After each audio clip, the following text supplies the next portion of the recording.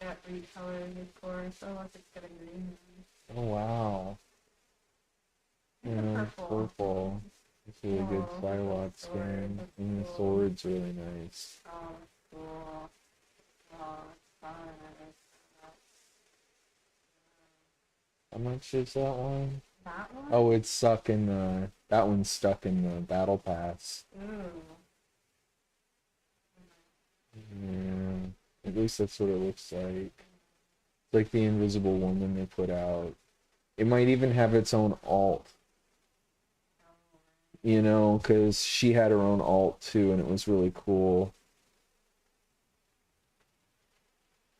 It's why I bought, even though I don't play Venom, is like, wow, okay, the Venom skin is just crazy this time. Like, Yeah. it comes with an alt, it's like nuts. Like, what the hell, you know?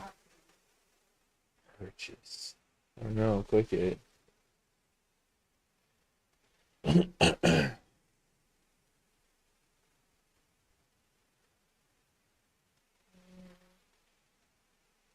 That's Great. oh my god, that's too funny.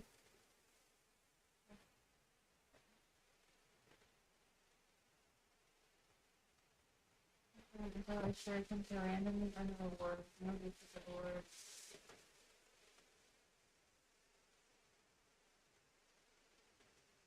Oh, it costs to do it. Oh, wow. They literally put a gamble. But look at, you've got, like, look how much you've got. So you've got over a 50% chance of completing it easily, right? Because they've given you 1,300 points. So if it's like the skin that you want because it's been done, to obtain it isn't too bad. Right.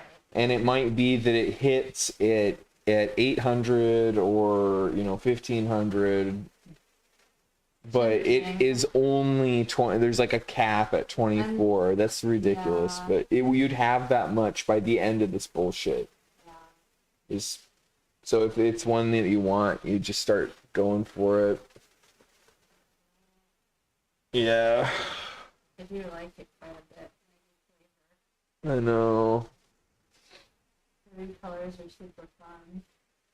Those probably unlock like with something else. The different color schemes. I presume the same way you normally get the colors. Mm. And I put that recolor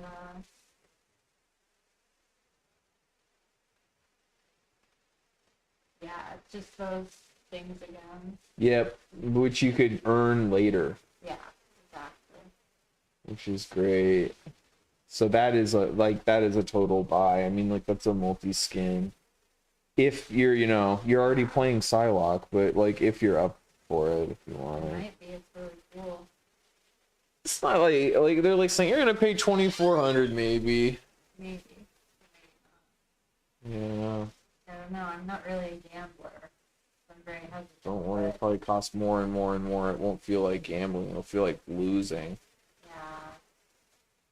It won't be very addictive. It'll just be like, come on, just give me it. It'll be like Path of Exile style gambling where you're rolling your item like over and over and over and just like, ugh, okay, I gotta get more currency. On the green one, she's got that cool, the mismatched sock. I wish that was on every one of them. Isn't that fun? Only on the Yeah. green. They did like one that was different. Yeah. And look really at that. cool. You've got a mismatch too, kind of in the coloring there. Or no, they did that on the purple and the green, but they didn't do the purple and green sock. Yeah. Do they do it on her foot, toe area too, on that other one, the middle one? No, they're both green at the end, at the tip. That was a missed opportunity. You could have like white on the green side and green on the... Yeah, the white side. That's Maybe what they I did done. it that way once. They're like, nah, you gotta have it stabilized. You gotta have green and green. It's fun. Really good. whenever you feel like it.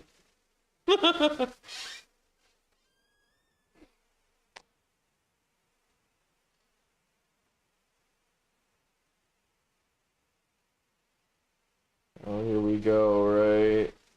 You want me to stream it?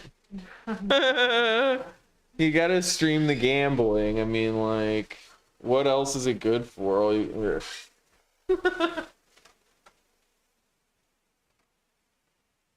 Really, really, like, hammer home, like, how much of a gambling operation this bullshit is. Like, the amount of allowed BS lately is pretty incredible.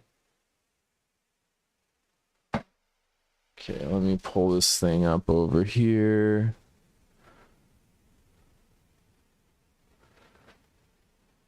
Make you full size here in the middle so everyone can see if we win. Big money, big money. This ever? Okay, cool.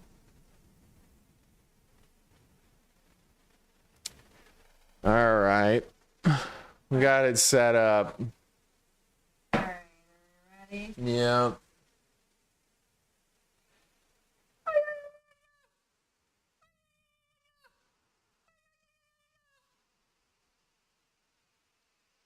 Sushi Spray. platter. Oh, I hate this already. Okay, next one costs double.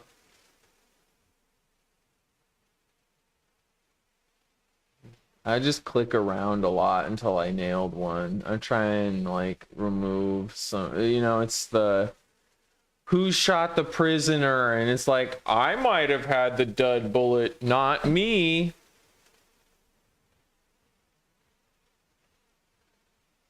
Ding ding. It's Oh wait, the no. emote. Damn it. Ah! I mean, I like the emote.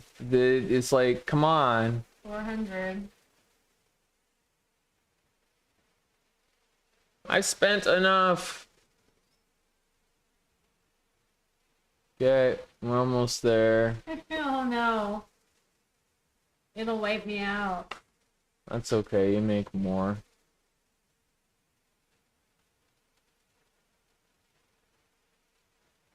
Is that a good thing? No. You'll make the next amount. It's Don't like, gamble, kids. don't gamble. But we'll have 800 in no time. Look, though. Everything but. Yeah. I bet what they do too is they force that. You know what I mean? They like make sure that no matter what you click, you're a loser. Yeah. Oh well. Gambling. We can play whatever though. If you want to play this or that or whatever. Oh. I don't know what gets points for that. Just basic stuff. Nothing basically. It's really hard to get points for it. The blue points. Solo rivaling is the solo zombie is the only thing on here that gives to me right now. Oh, look at all that stuff though. Yeah, everything else is just battle capture. All we have to get is what, 800 or something like that, right? What do you mean?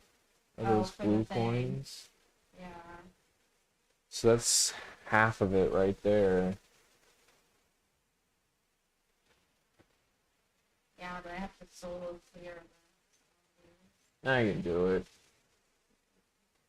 Remember how we saved all these lives? Keep saving lives. Do not spend your lives on people. And that way you can save a shitload of lives and beat these super easily solo. Because they scale down the difficulty, and I think every one of these dudes is capable. Yeah. Yeah. You want to do one? Sure.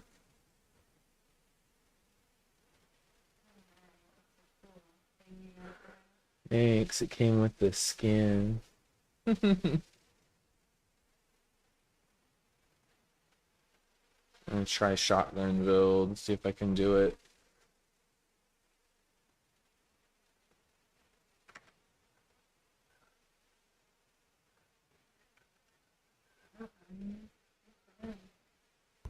path will be free. Shotgun build.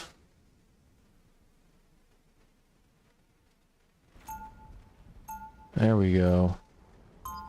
Time to make the undead dead again.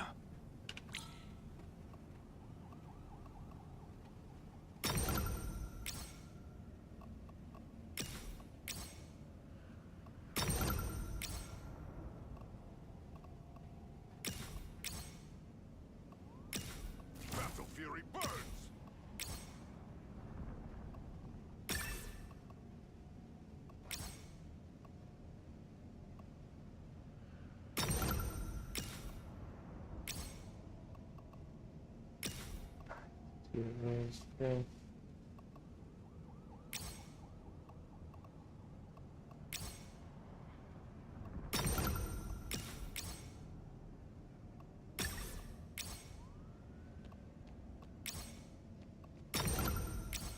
Battle Fury burns!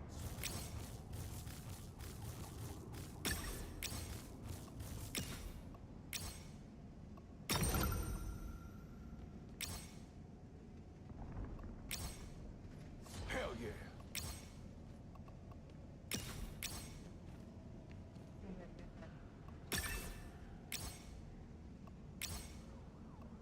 That's great.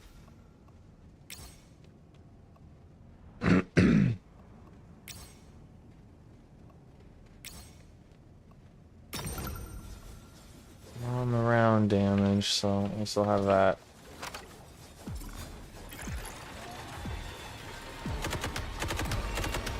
Fight harder! You are of no use to be dead!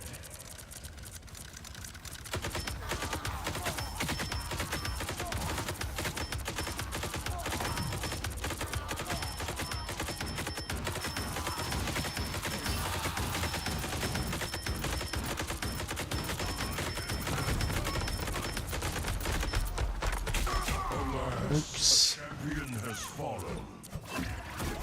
The magic's smart. Has fallen. At least we've got that. She's not being dumb. Alas, a champion has fallen. Alas, a champion has fallen.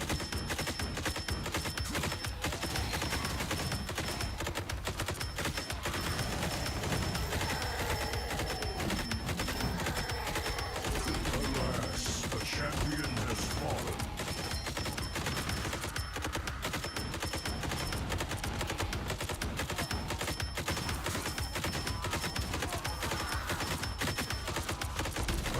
He's just standing there. We got a dud.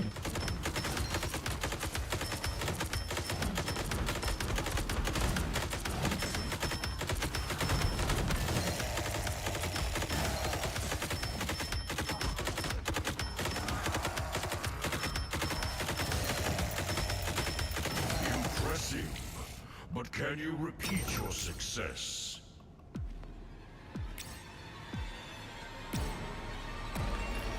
Do not make me regret choosing you for this mission.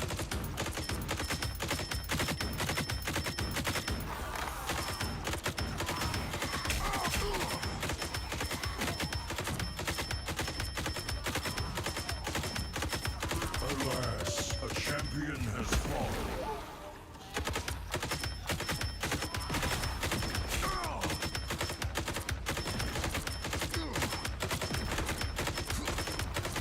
Alas, a champion has fallen.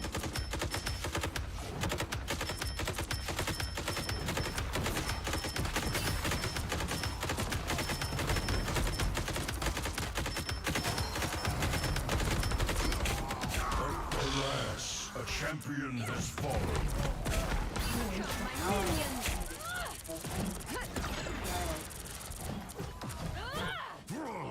I'm not done yet.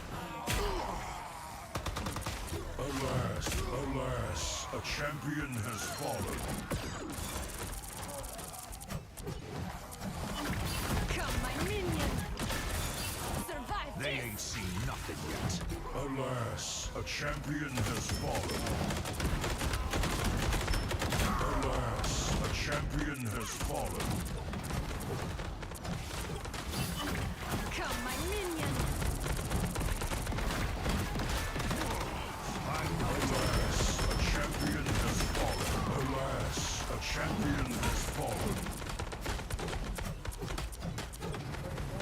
Yeah, we're just gonna let it die. They can't win. Alas, a champion has fallen. Alas, a champion has fallen. We're dead. You're dead. You just gotta die. You just gotta die. Yes! Save every res you ever got. Alright, next. Do not worry. You'll get better cards. I got a chance to attempt my thing without the thing. Look at that. Number 1. Already at 1.5 mil. I know. You were carrying again. Yeah, it's really, really irritating. Thor and report. I want to report him too. It's like he's just like botting it. Oh, Yeah.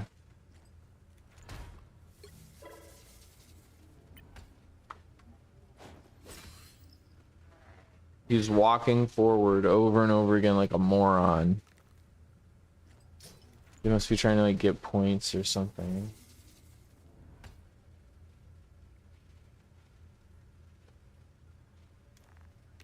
All right.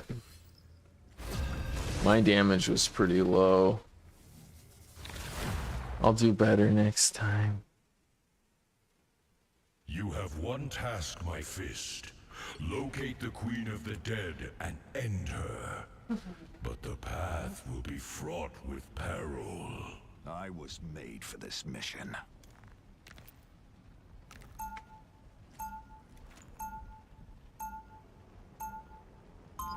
Time to make the undead dead again.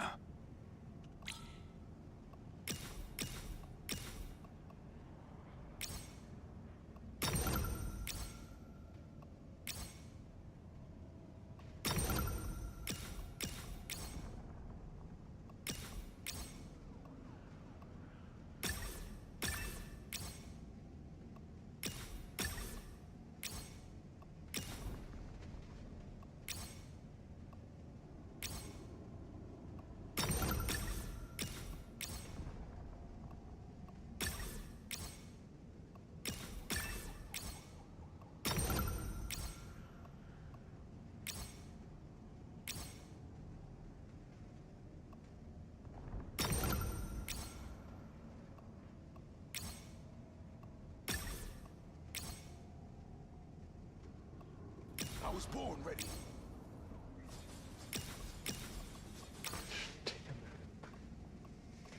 well, now we know how to get out of those too. We just throw. Right. You gotta throw Explain it. and then throw. Yeah. And just to be extra clear, like, look, we don't have a choice here. Like, It sucks. one I'm person sorry. needs to be reported. That's what we need to happen.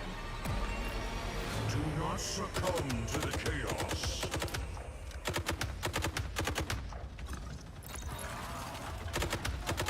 See, I got an option this one, but I didn't get the same thing I need for I got one moon card, I think.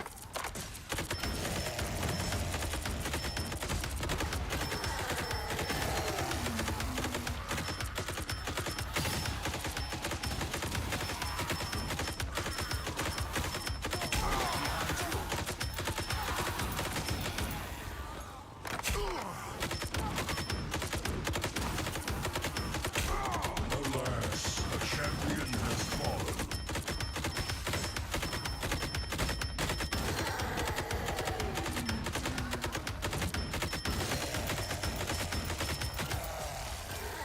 Nice. Impressive. But can you repeat your success?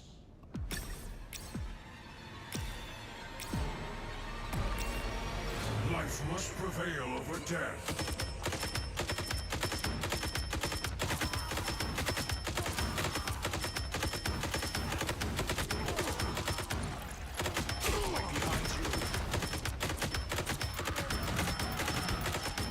Alas, a champion has fallen. Rise, my feet. Alas, a champion has fallen. Trying to live, sorry. Champion has fallen. Get to carry all three of us. Extended my deployment.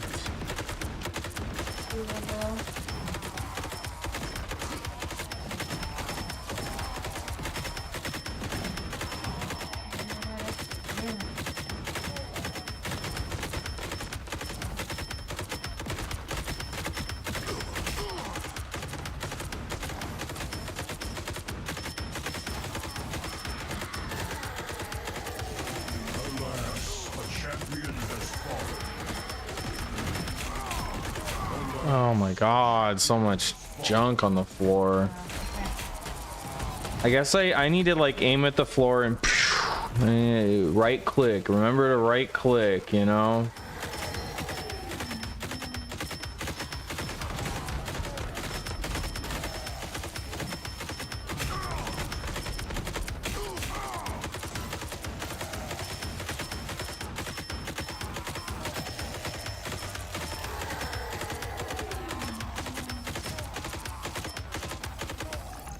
I fear this struggle may be as eternal as I.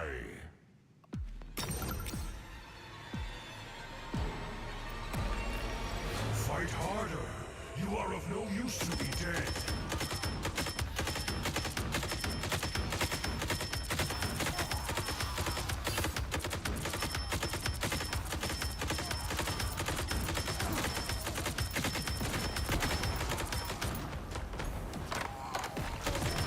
Alas, a champion has fallen.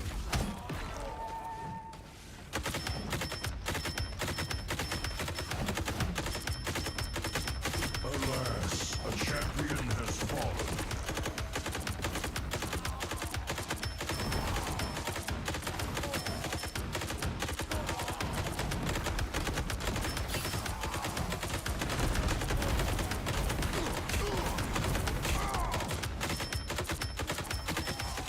Alas, a champion has fallen.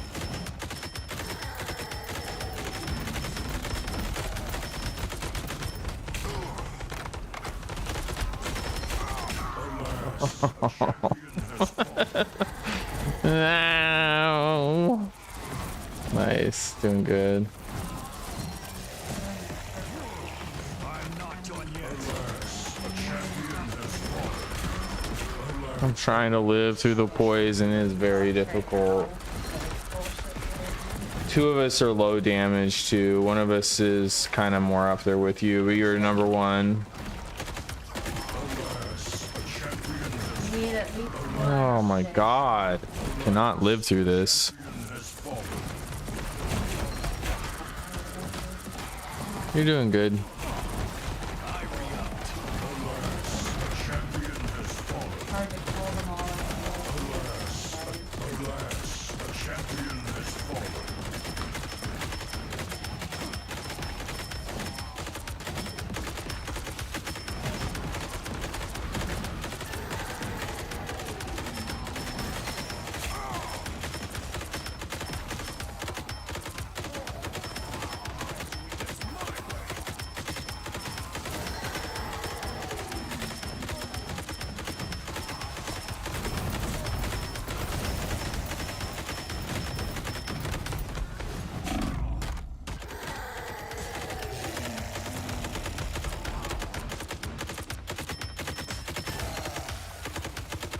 There is no time to rest.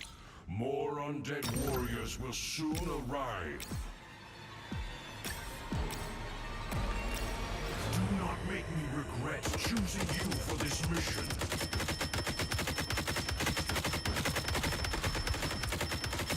Nice.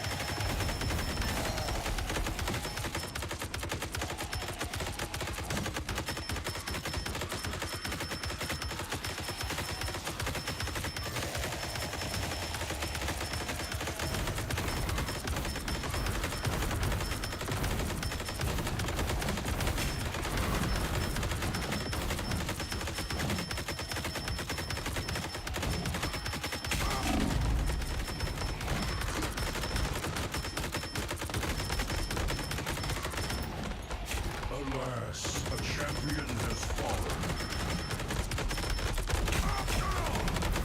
Alas, Oh god, I looked to the side hoping that that wouldn't happen. This is my only way to run. I'm still running from like a crowd, you know? I'm not done yet. Get away from me! It's immediately trapped in the crowd. They ain't seen nothing yet.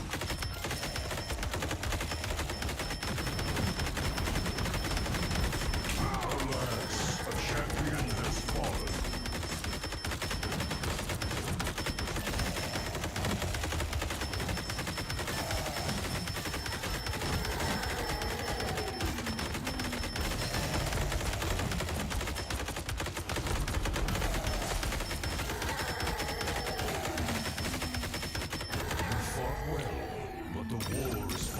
Good. I need power. Like bad. I've gotten a little bit if I don't make mistakes.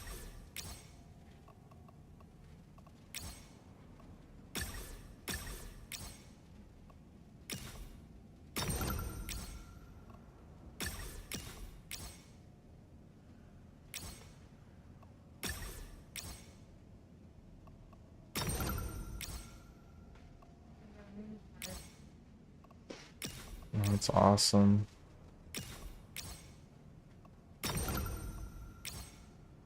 I could have got that 400 health and being down. I should have taken.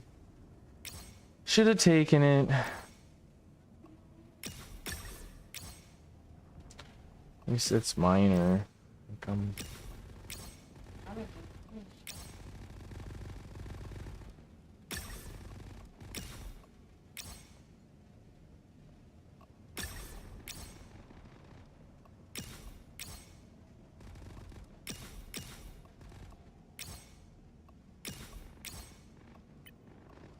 Finally out. I did it.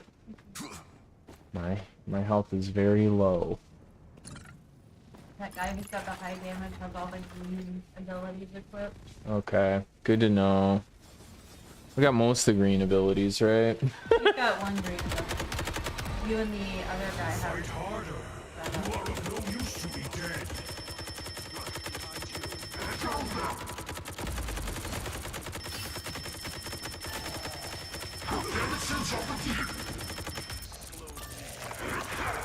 That reload shit's gonna get me killed so much, especially when everything's on the floor. Alas, a champion has fallen. Slowed me down. Get out.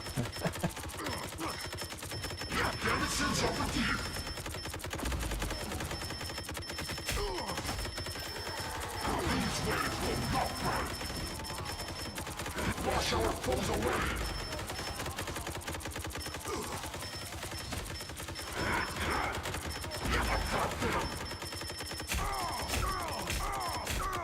Cleanse this place. These waves will not break. Alas, a champion has fallen. Oh, sorry. They were all there. I was firing in, but I don't know if that helps. Alas, a champion has fallen.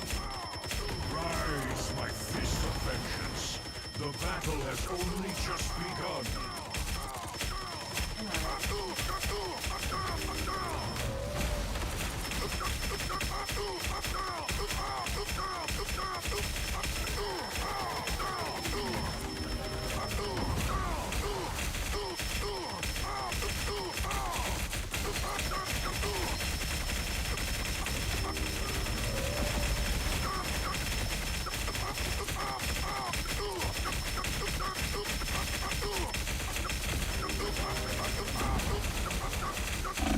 Our damage is so fucking low. Like, oh, it's so low, you know? Struggle may be as eternal as I.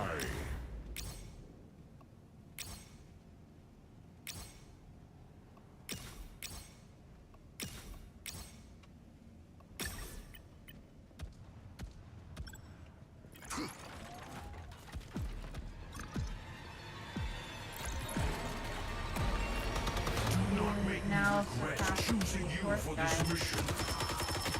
That's good.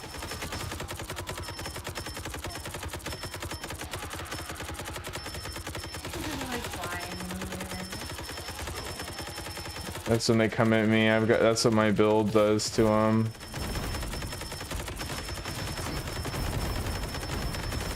It makes them listen to you. It makes them fly away because they get blown away by the shotgun. Oh, that's hilarious. Probably get some freeze on it a little bit because there's so much pellet, you know. Oh, The freeze is so it might be good for this. Taste cold steel. They ain't seen nothing. Alas, a champion has fallen. Alas, a champion has fallen. I'm falling.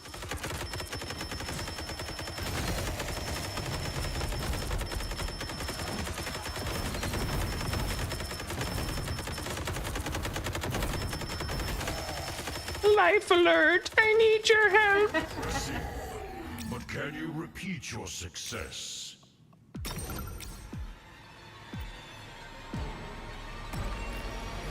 not succumb to the chaos.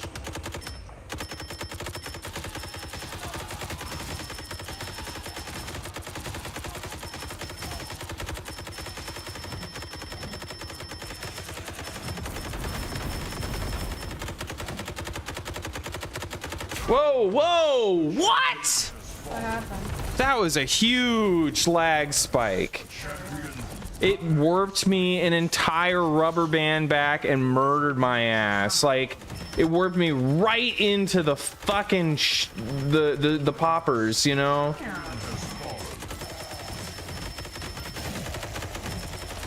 Oh, that was my fault, but you know.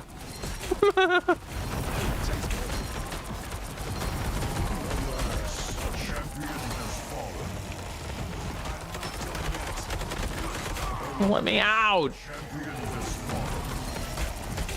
Careful. Alas, a champion has fallen. Oh, come on. He's a mile off of me. A fucking lag, you know?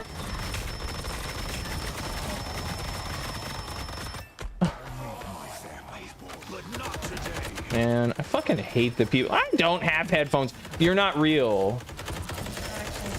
I don't have headphones. You're not a real fucking viewer.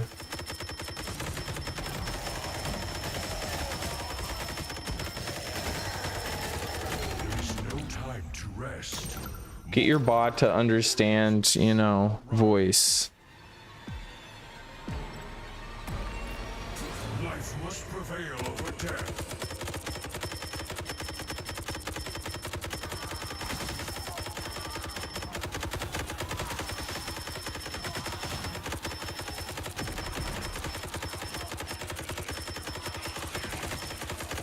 Alas, a champion has fallen. Here,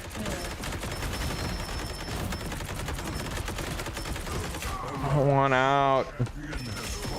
Well, it's stuck in the corner trying to bounce him away. It's just like not happening.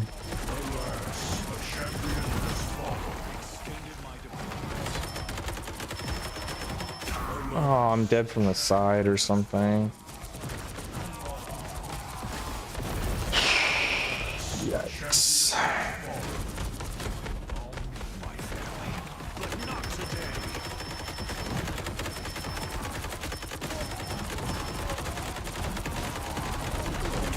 Oh my god, really?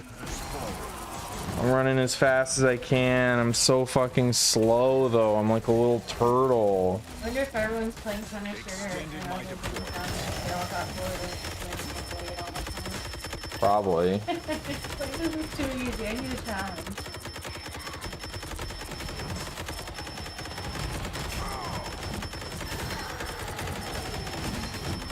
Still rarely see that. Alas, a champion has fallen.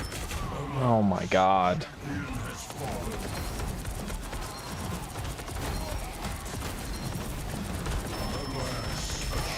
Alas, a champion has fallen.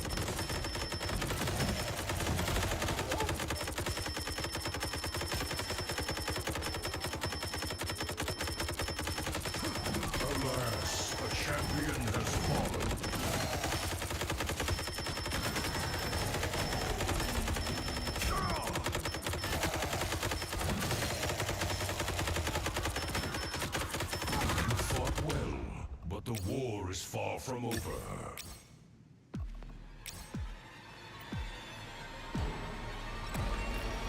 Life must prevail over death.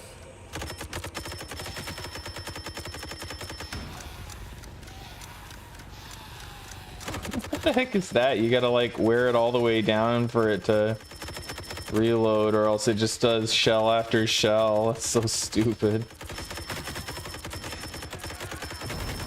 Watch out!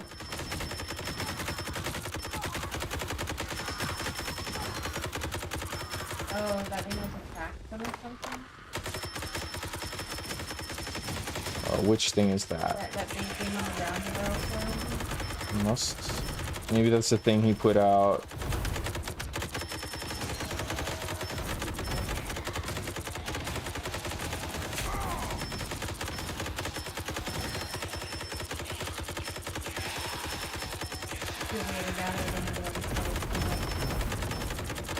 Yeah, definitely.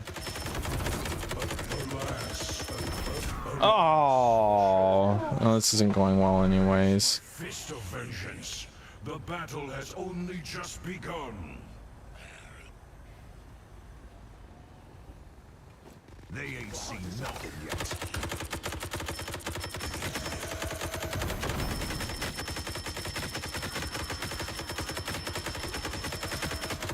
Whoa, whoa, whoa, whoa, whoa, whoa. That was a rubber band and a half. It rubber banded me like into them. I'm not getting that.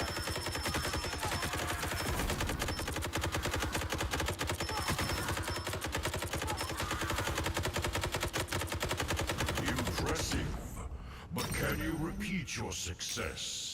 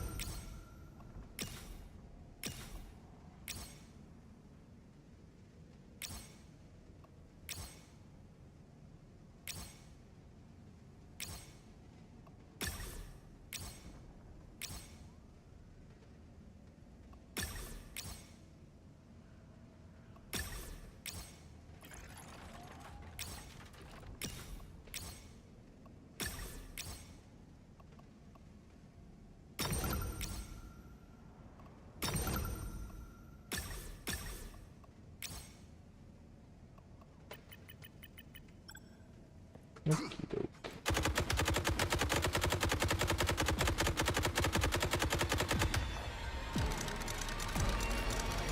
not succumb to the chaos.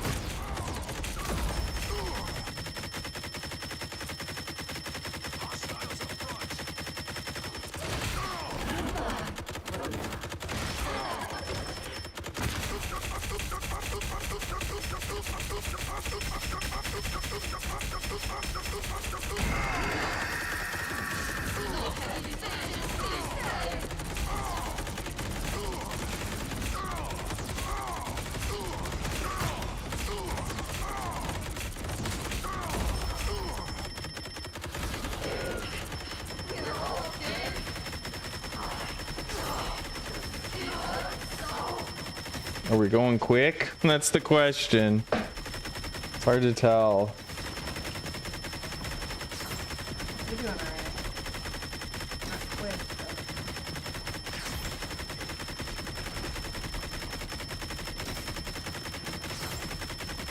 I fear this struggle may be as eternal as I.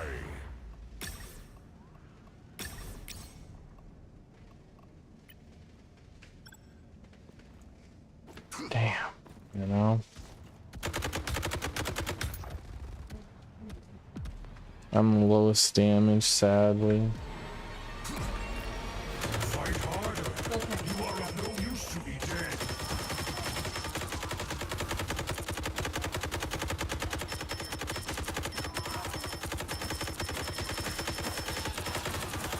Alas, a champion has fallen.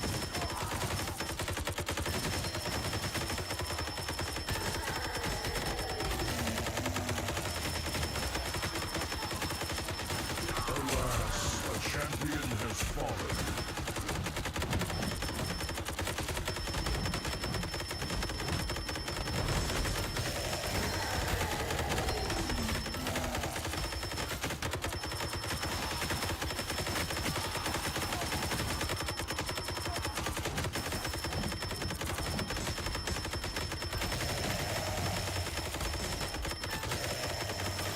Alas, a champion has fallen.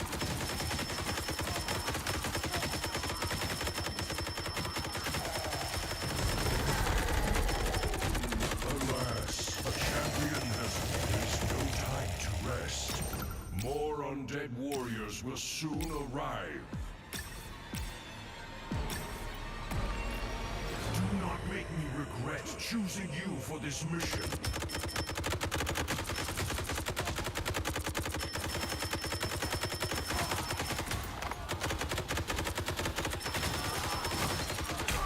Whoa, they came up quick. I was running away from that. I felt like, too, they must have just appeared or something. They do that too, or drop from the sky. Oh, yeah. I don't know what they're behind you or something. Alas, a champion has fallen. No, I saw it coming. There's nowhere to run. Alas, a champion The waste one. is my fist of vengeance. Yeah, he's got the right click skill. I'm not smokescreen. Alas, a champion has fallen. Alas, a champion has fallen. Clear him out. Whoa, A champion I got killed by the little guys. I think, unless it's something else.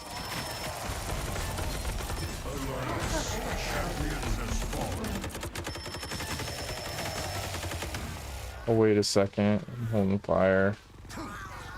You're up. but the war is far from over.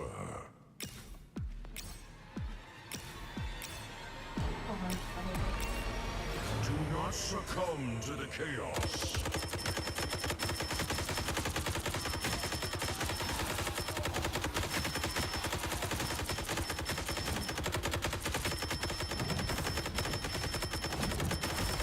Alas, a champion has fallen. Alas, a champion Oh, I want out of there so bad, you know? Fist of vengeance. The battle has only just begun.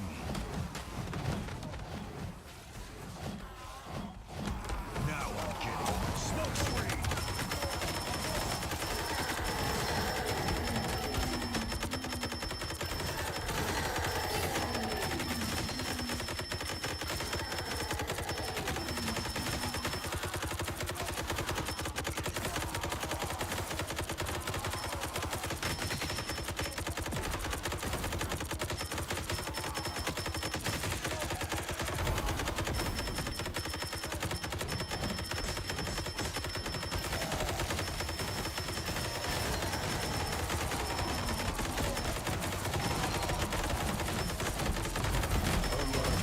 I tried to get away again. It's just not happening. it didn't work for him either. Rise, my fist of vengeance. The battle has only just begun. I re-out.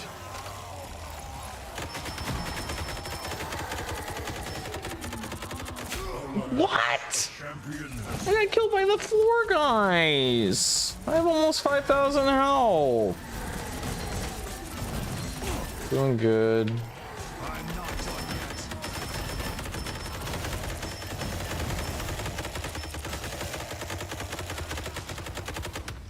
There is no time to rest.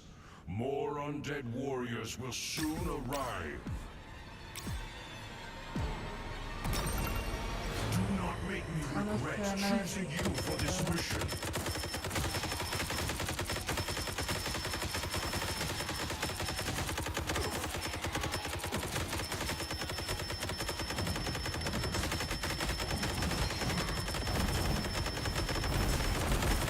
I'm stuck in a corner. A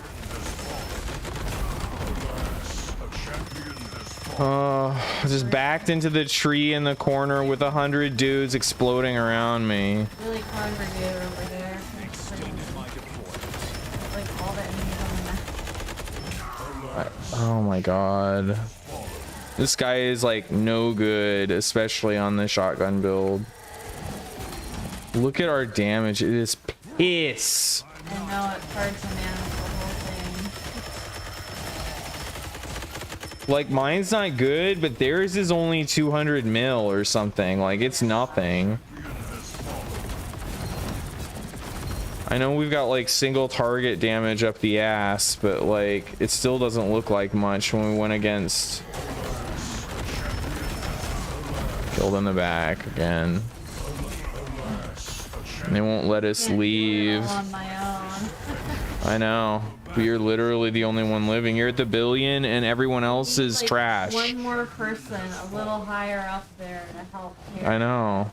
That's usually where I am and we'd be Yeah, fine. yeah. But I'm at the bottom, so there's nothing happening. They'll blame me, of course, but it's like, yeah. Hope is not yet lost. I don't care. Alright. Another trash build on that guy.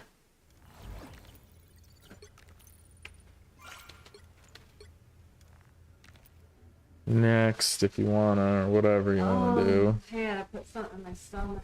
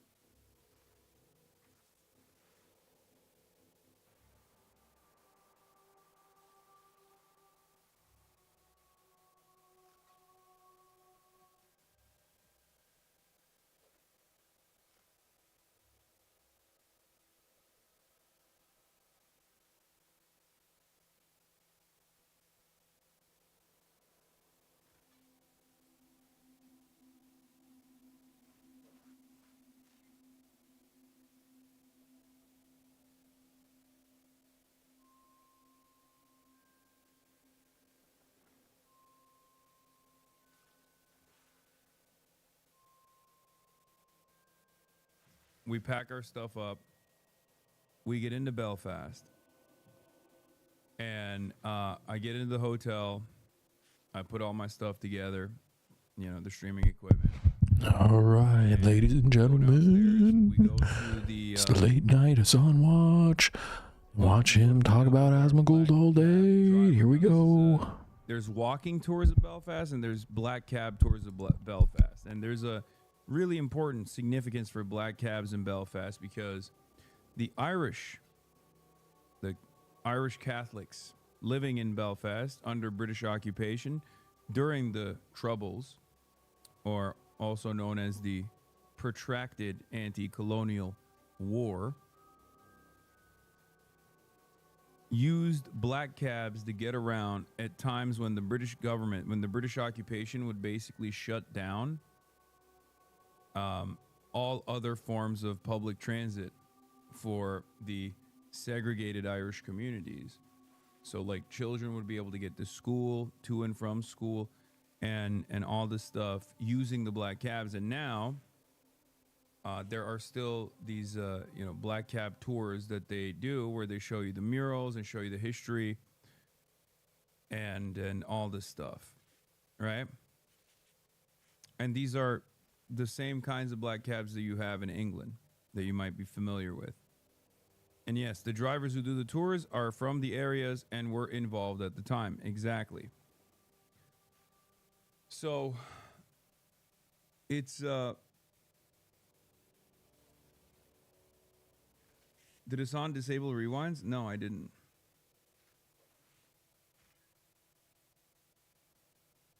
But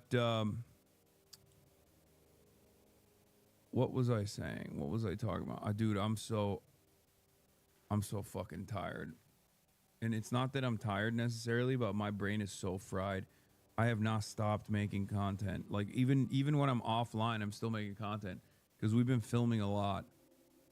And we filmed the entire black cab journey as well. We went to go to see all the murals and stuff. And I haven't eaten yet today. But hold on.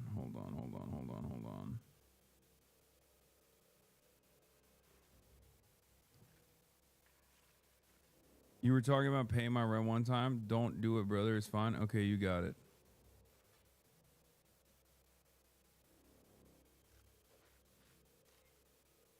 Oh, wait. Sorry. I banned someone on accident.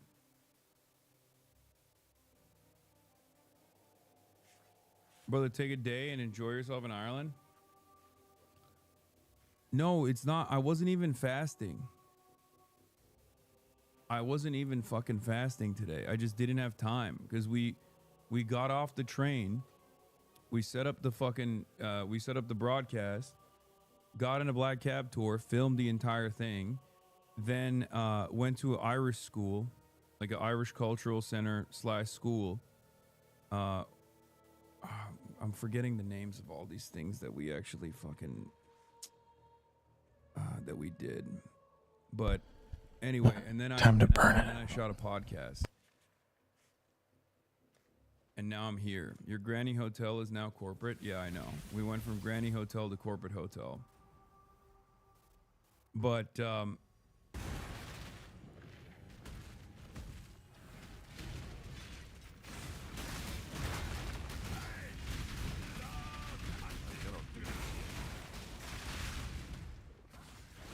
well, yeah, it's not the James Connolly Center.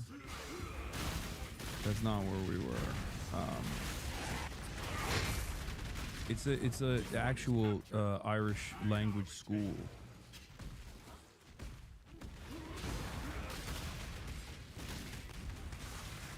The one that Mohara went to, Liamog.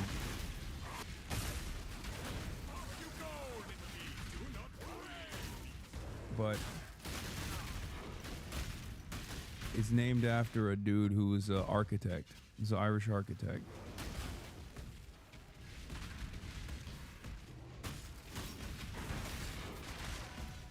Holy fuck, there's so many Irish people in the chat. How the hell do you guys know all the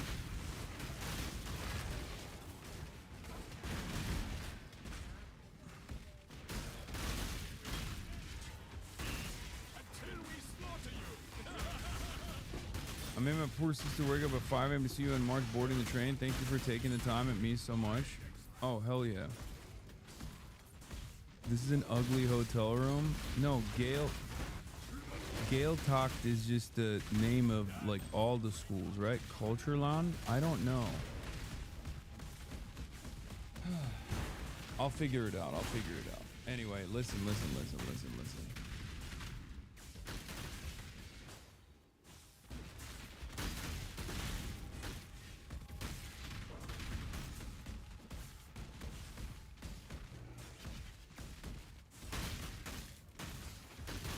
Isn't Gale School, or however you say it, like that's like the actual, that just means like Irish school, no? You guys are just saying the name in general. I'll figure it out and I'll tell you what it is.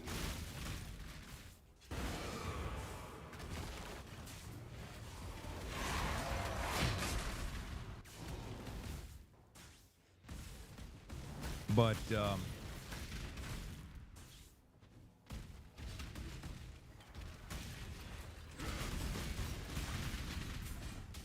bought the kneecap scarf after seeing it on stream. It's fire. Yeah.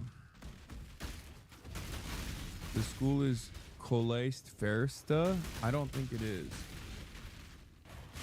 Or maybe it is. I don't want to get it wrong.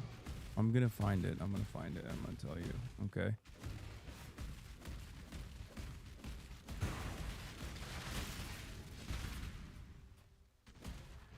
Wait. 1916 walking tour. Lorcan is my dad, and that was my favorite stream ever. He really appreciates the support. Oh my god, your dad was amazing.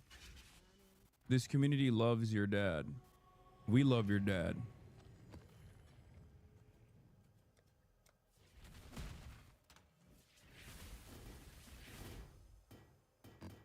Yeah, he's dope.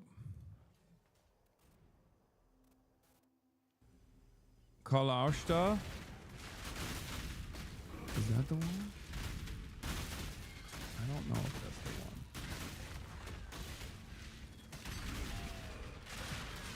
It could be.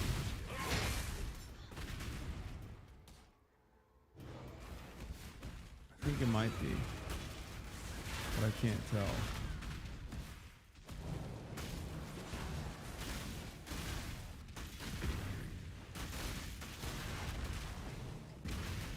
Anyway.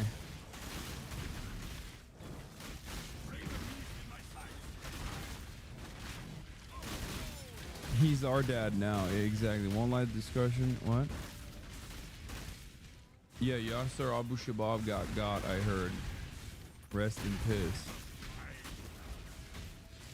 Hold on. I really need to fucking figure this shit out. I need to figure my oh, I'm gonna play some music real quick. 37% of Republicans think the Holocaust didn't happen. Wait, what the fuck? That's insane.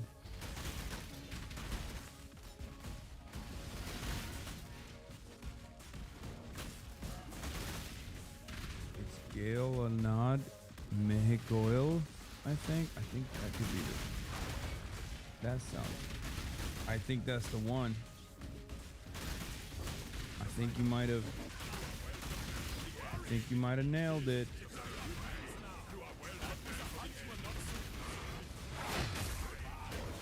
I think that might be the one, but I can't find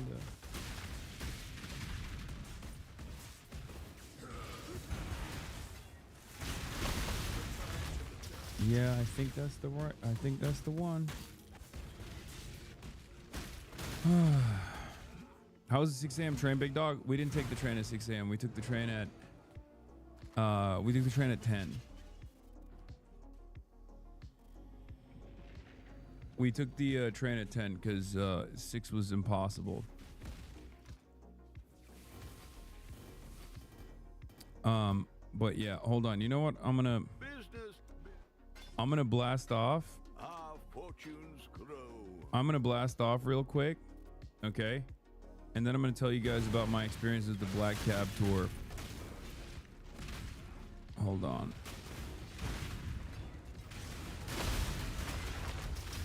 1 second. But yeah, we're gonna do regular news coverage in a second. Hopefully after I put some food in my body. But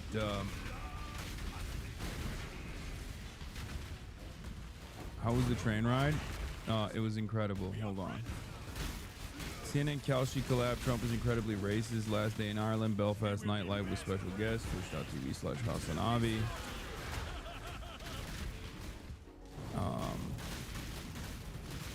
How was March, by the way? He's been very, very hungover the entire day.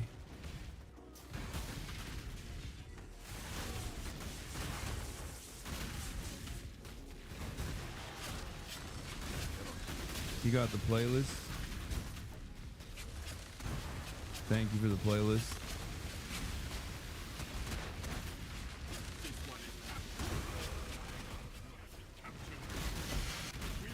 Spain, Netherlands, and Ireland to boycott Eurovision. Oh, nice. Spain, Netherlands, Ireland. Boycott Eurovision. Over Israel.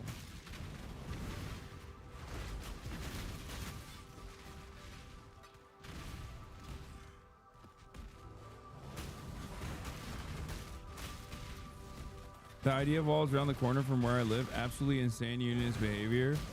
Oh yeah, I'm gonna talk about all that. Don't worry. It's fucking insane. Like, learning about it is one thing, but seeing it in action is fucking crazy. Especially seeing it like after seeing the murals on the good side. Here, we're blasting off. We're live. We're alive. Let the people know.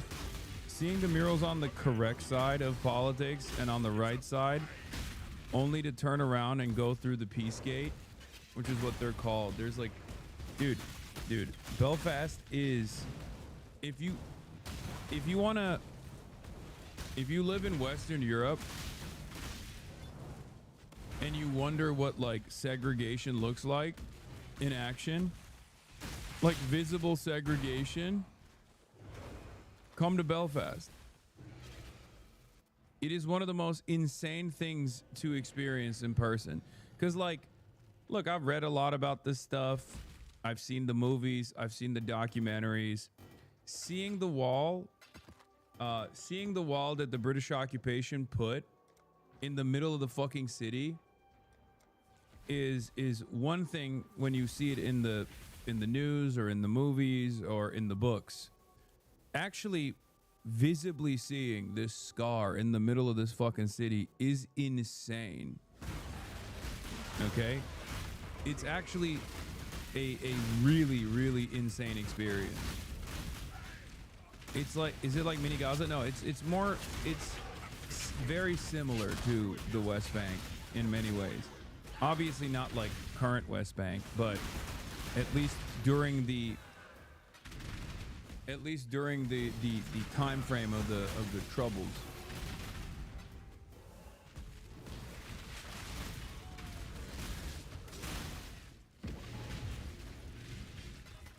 It is very jarring, yes.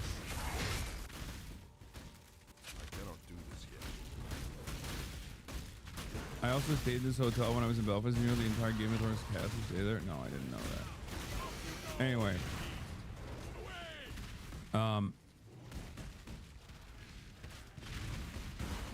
mean, it still is occupied by the British, for the record. It's not, the occupation is still very much here. It's just not as, it doesn't have the same exact dynamic as it once did. But it is actually quite remarkable to see it in person.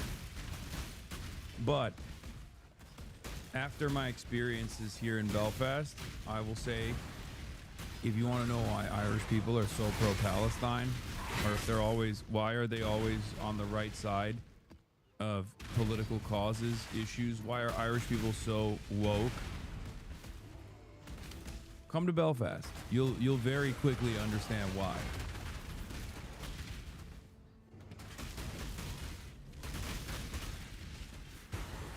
Straight up. You will instantly understand it. And it's unique because, like, Irish people are white. So that also adds another level of uniqueness to the situation.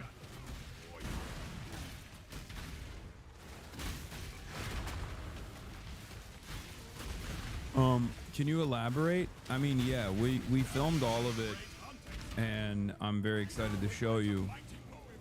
But there's a reason why Irish people in Ireland are very different in their worldview, and in the way that they carry themselves and the things that they believe and the things that they say than Irish Americans.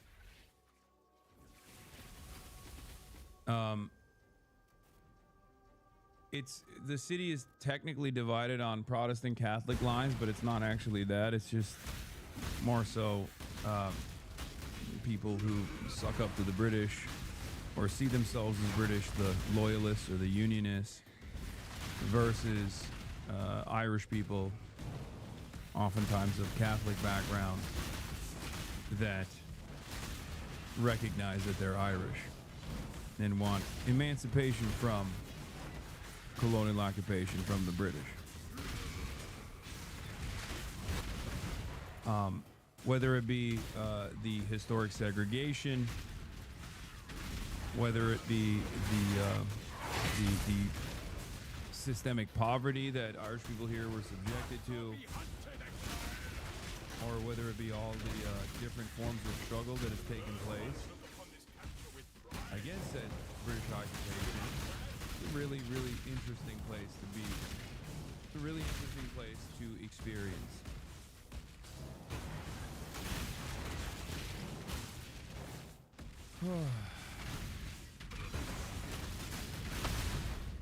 But yeah. No universal voting rights until the 70s. Yeah.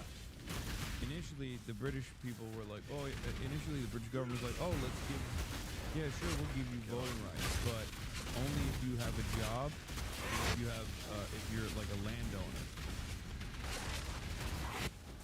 And of course, because they have complete control over all of this, they just did not. This was basically de facto segregation. You know how, like, in the American Jim Crow system, there were different ways in which they stopped black people to vote. It wasn't just on the basis of being black on paper. It was, the grandfather clause. Like, if your grandparents did not have the right to vote, then you can't vote. Things like that. Different versions of pushing Irish participation, pushing away Irish participation in occupied northern territories. But yeah, a lot of cultural repression around language. Yeah, it's a poll tax for the grandfather clause, pretty much. Segregated housing. And then on top of that, post-1969, direct military occupation, alongside paramilitary terror. Oftentimes, in the exact same way that you see settler violence in the West Bank, not only did the predominantly Protestant British Royal Police Force, the Royal Constables, like straight up killed a bunch of people with regular frequency, but they also delegated the task over to violent paramilitary units, straight up, terror cells that would wreak havoc, unrestrained havoc upon the regular Irish civilian population. And it got so bad that these guys had to basically take up arms and take matters in their own hands to defend themselves. But then, of course, After that, the British government also sent in the troops. Yeah.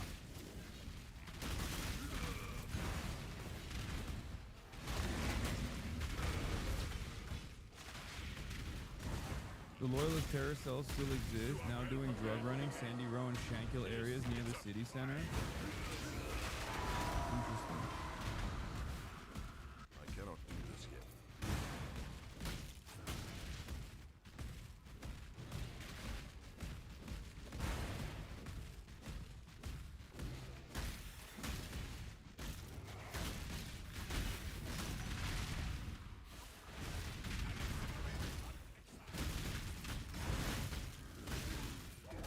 What is this? Half the people here want to be British, though. Are those people also not also Irish? The British Irish often call themselves Irish. The most heavily unemployed fraction of society in Northern Ireland is male Protestants. What about the Protestants living in poverty? The Irish have done exactly the same to the Scottish in the past. They speak Gaelic in Scotland because of it. Otherwise, they wouldn't. They would speak Pictish, not Scots Gaelic. The British government sucks, but so does Ireland. That's crazy. I didn't realize that the Irish kingdom was occupying Scotland.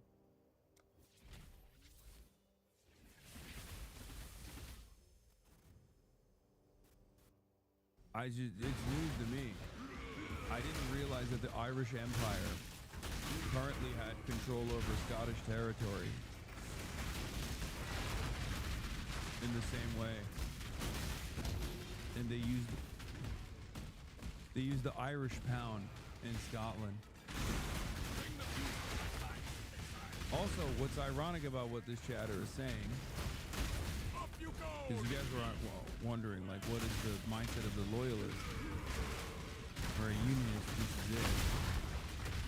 Ironically enough, right on cue, which is not incorrect. You're right. Because the British Empire has been in decline in perpetuity, what the British government would consider to be North Ireland is now more of a burden than it is a benefit, and conditions have deteriorated, and that the Irish Protestants living on the other side of the peace wall are also in a dire situation.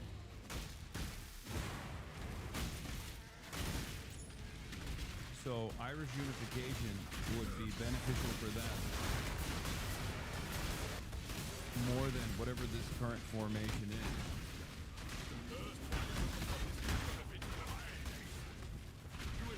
If Northern Ireland unifies with the rest of Ireland right now, house prices would rocket. Oh yeah, no, totally.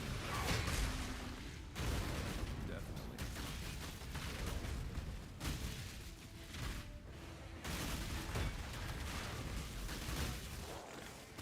When was Northern Ireland occupied? It was occupied when the entirety of Ireland was occupied. It's just that they never pulled out of the north. 6 counties.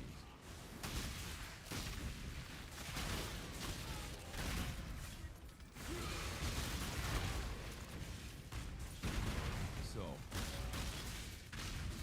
it's still occupied. When is the news starting? Soon, my friend. Soon. Are you okay? You're learning a little bit about Irish history. Is it that hard?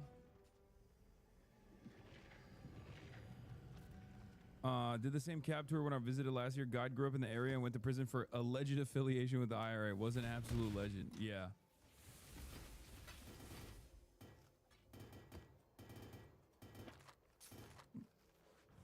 Read his first message about your area. What is this? A stone's throw from your hotel is Sandy Row, Loyalist area. You see a parade of Rayleigh flags along with British and Paratrooper flags. Whereas Shankill Road area is a Loyalist enclave in West Belfast, mostly Irish Republican. So, yeah, that's one of the funniest parts. Okay. One of the funniest one of the funniest experiences is seeing like wall-to-wall murals of like Nelson Mandela, indigenous people, anti-colonial figures, okay? Palestine flags everywhere, Palestine murals everywhere, and then you pass over through this peace gate that the British placed, okay? And you get to the other side, and instantly, on the other side, you're like, wow, like these people are so woke, it's so fucking sick. And then you pass over to the other side. I mean, here, this is a great example, right? Like United in Struggle for Freedom and Sovereignty, right? Hashtag BDS Free Palestine. I'm a child. They have the guns. Who is the terrorist? You know, this kind of stuff. And then boom. I'm not even kidding. This is literally the second fucking mural when you pass over. You pass through the peace gate and you get to the fucking, you get to the Protestant side, and this is literally the first fucking mural, chat. I could not believe it. Literally, pro-Israel, pro-Confederacy, pro-apartheid South Africa. Like, these guys, they are on the wrong side of every issue, with one exception, I guess, because the British were against the Nazis. Technically, they're not pro, you know, Nazis. That is the only cause, seemingly, that these guys don't ride for. Yes, Confederacy. Yes, there are Confederate flags. Okay, they're pro-royals. They're pro Winston Churchill. They have a mural for Henry Kissinger. They have murals for Israel, Israeli flags, Confederate flags. It is one of the most insane things you've ever seen. It's like, can you imagine? Your neighbors are just fucking assholes, you know? You know they put that shit there just to be assholes too? I'm sure the cool murals were up first. They just want to be dicks about it. No, I think so too, because it makes no fucking sense. Brother, why the fuck do you have a mural for Henry Kissinger?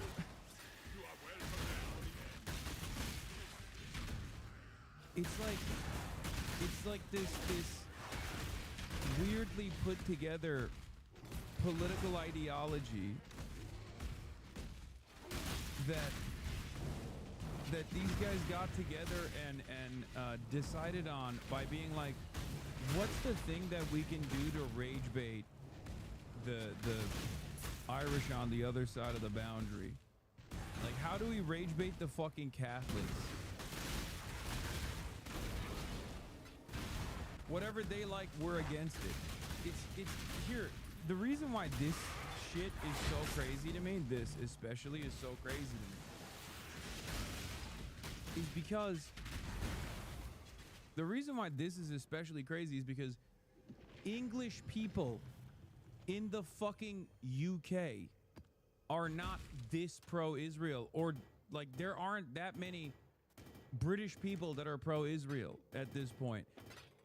These guys are holding on to a cause that doesn't make any fucking sense.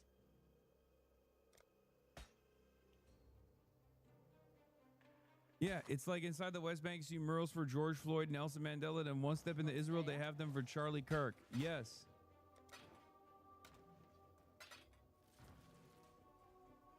Check out who recommended Lorcan's book. Scroll down. Haha, Corbin did, of course. You can never die, yet you test it. That's a real one.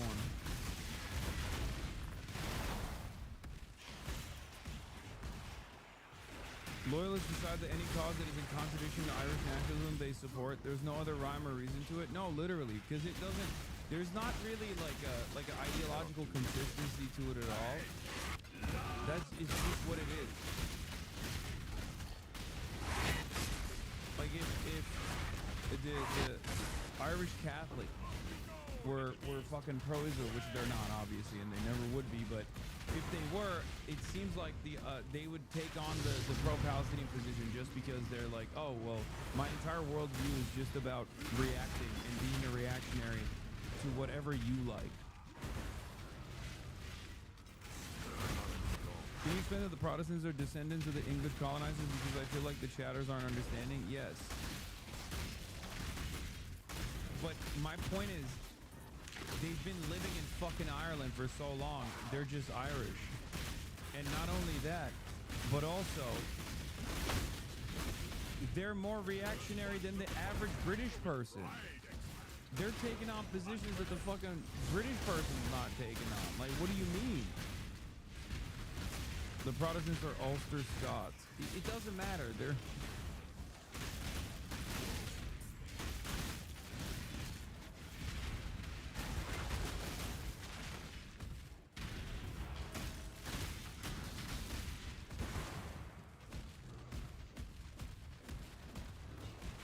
It's actually pathetic because most Englanders don't even think about the Union, so it's a one-sided cuckolded relationship. Yeah, I don't understand it.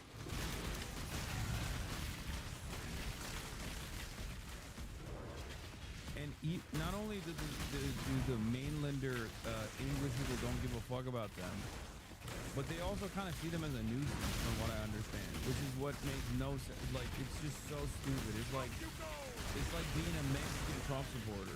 Okay, that's what it is.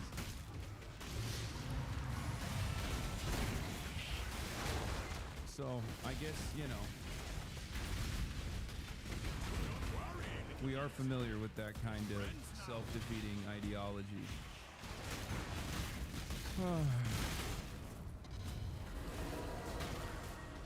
I remember the bombs in the UK when I was a kid, and I was always told to think it was awful, but we weren't taught what our government did to the Irish. Yeah.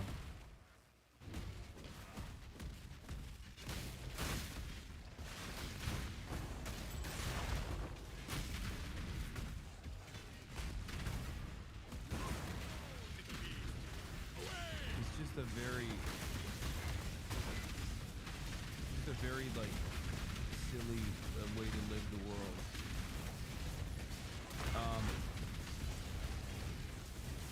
Very silly way to see the world. Sorry.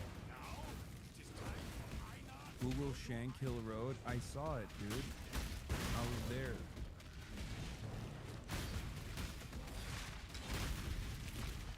What the fuck? Nazi flags near Carrickfergus bonfire site taken down by outraged residents.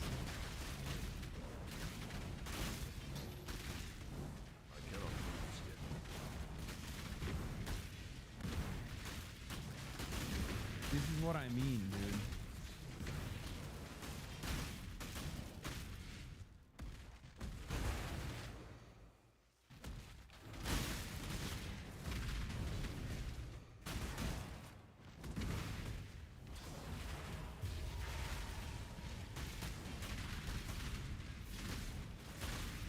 This is the perfect way to describe the politics of loyalists. I swear to God.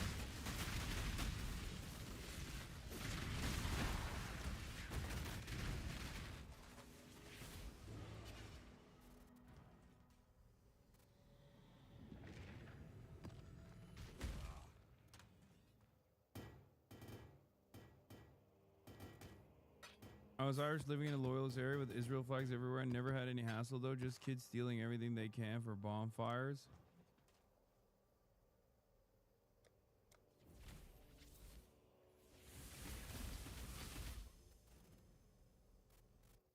They're cessationists, brother. No, they literally are. They're like, I'm with the cause. If it's the worst cause you've ever seen. Also, this is really funny. Joe is like the like an Irish social media channel, and they fucking snap my ass in the worst possible way. Streamer Hassan Piker goes on tour of Dublin after debate in Trinity, and then also I left my mark on the wall. This is on the other side of the wall. there was an IDF thing, and I wrote "fuck the" on top of it.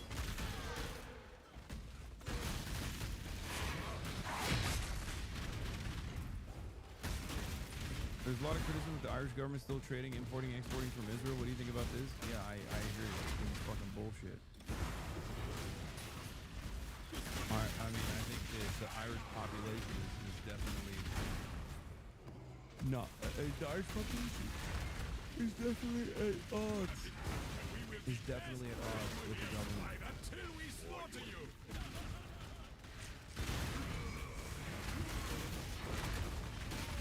That was a juicy one, exile! There's a trade maxing.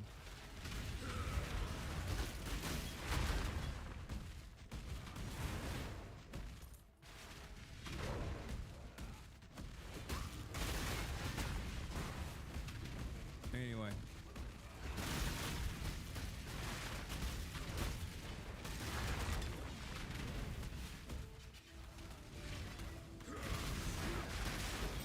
Spain, Netherlands, and Ireland to boycott Eurovision amid Israel participation.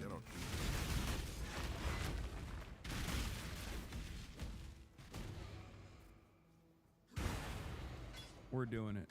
We're getting into it.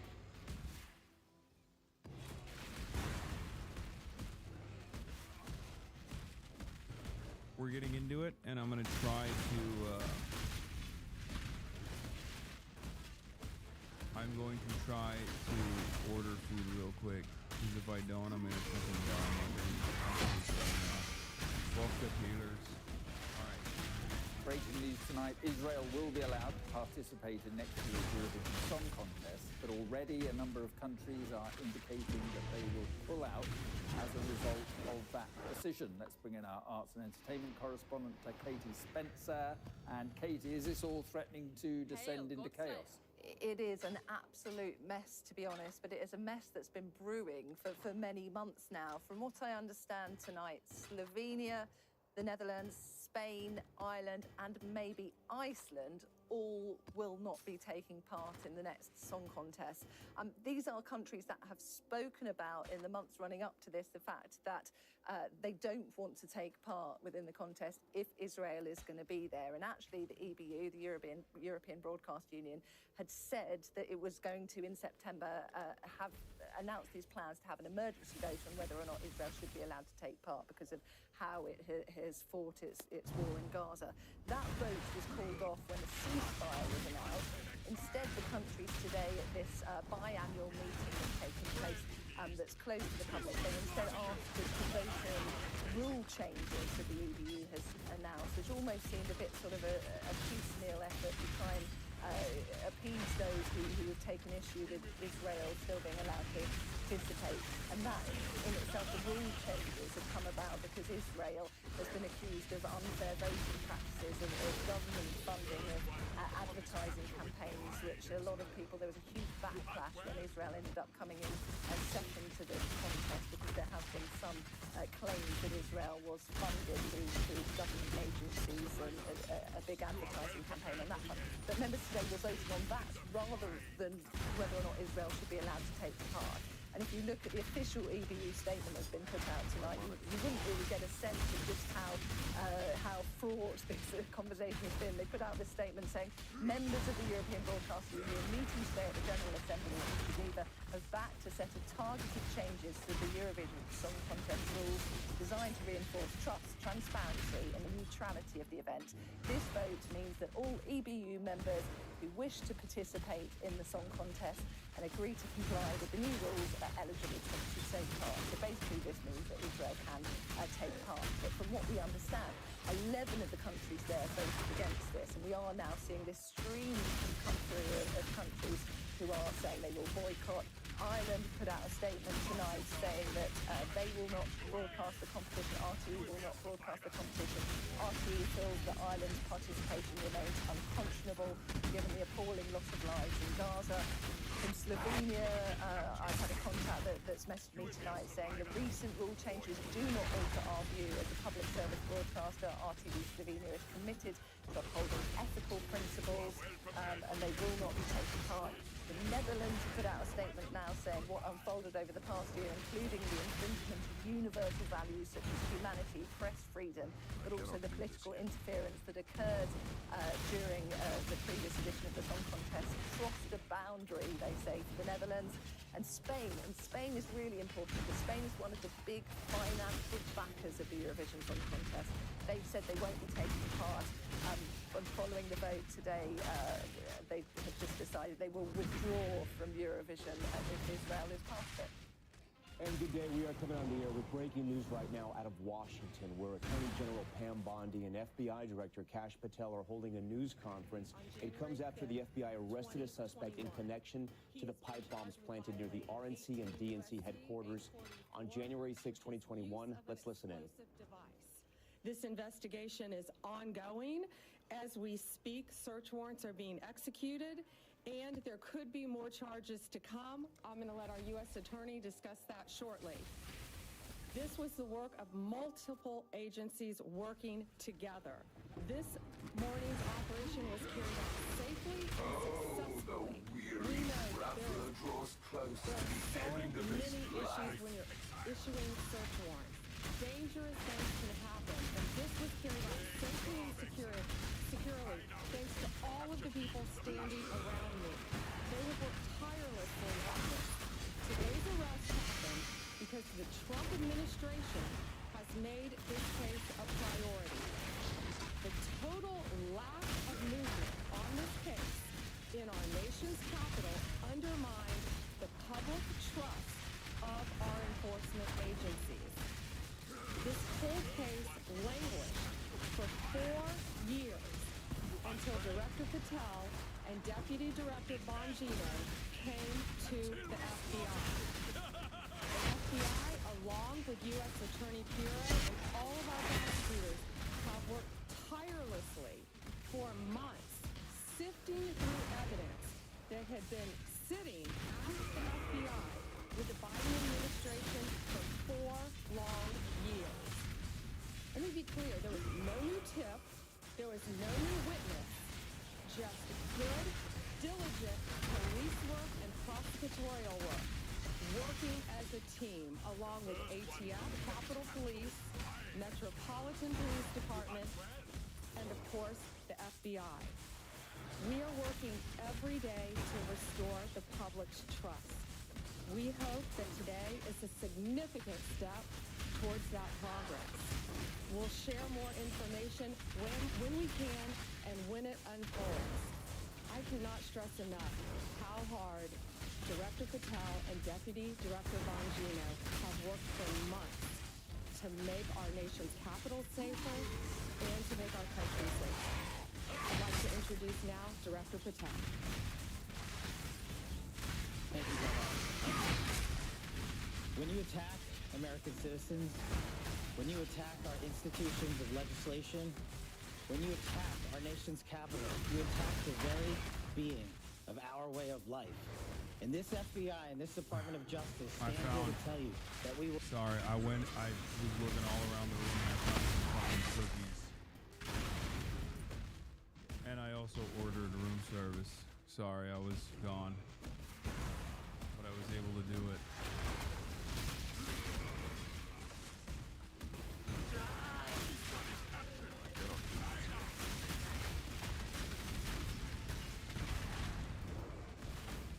Seems like Kevin started another time.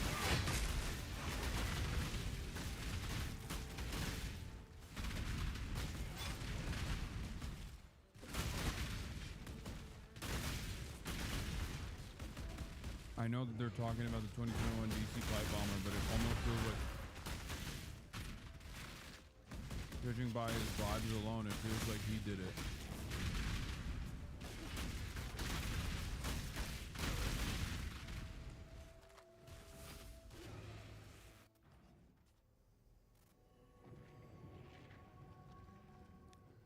Since when did this admin hate January 6 people? No, they're in a permanent state of saying January 6 is both good and bad. Remember?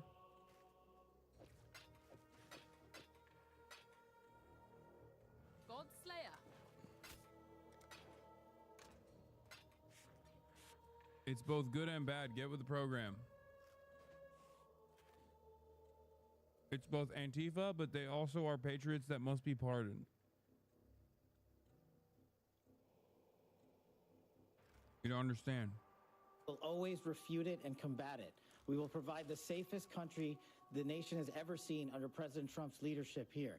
And that's what we did here today with great resolve on a case of massive public importance, as it should be.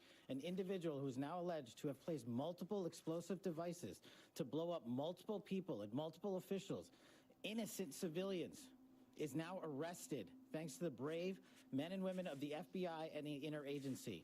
I want to take a moment to thank the Metropolitan Police Department, the United States Capitol Police, our brave prosecutors, the Department of Justice, and our leader, Attorney General Pam Bondi, and U.S. Attorney Jeanine Pirro, whose relentless work on this case made this possible. As the Attorney General said, we did not discover any new information. What we did, an investigation spearheaded by the Deputy Director and the ADIC of our Washington field office, brought in a new team of investigators and experts, re-examined every piece of evidence, sifted through all the data, something that the prior administration refused and failed to do. As a result of that, we generated numerous investigative leads, executed multiple legal process with our U.S. attorney partners, and came to this conclusion today.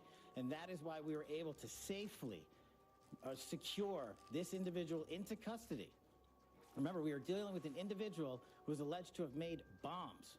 We cannot do this sort of takedown in haste because it endangers the lives of law enforcement. And this FBI will never allow the lives of law enforcement and our prosecutors to... Yeah, if you're trying to invoke an image of confidence and competence, Kash Patel is the worst fucking guy to do that with. Oh yeah, dude, we were working tirelessly. We were working tirelessly to figure out who did this. And like, no, you weren't. I just don't believe you. I mean, I just don't believe that this administration in general, but I especially don't believe you, Kash Patel. To be put in jeopardy. This execution was flawless in terms of teamwork, resilience, and just a good old-fashioned way of police getting the job done. When you let good cops be cops, this is what happens. I'm eternally grateful to the team behind me, to the leadership at the FBI who made this possible.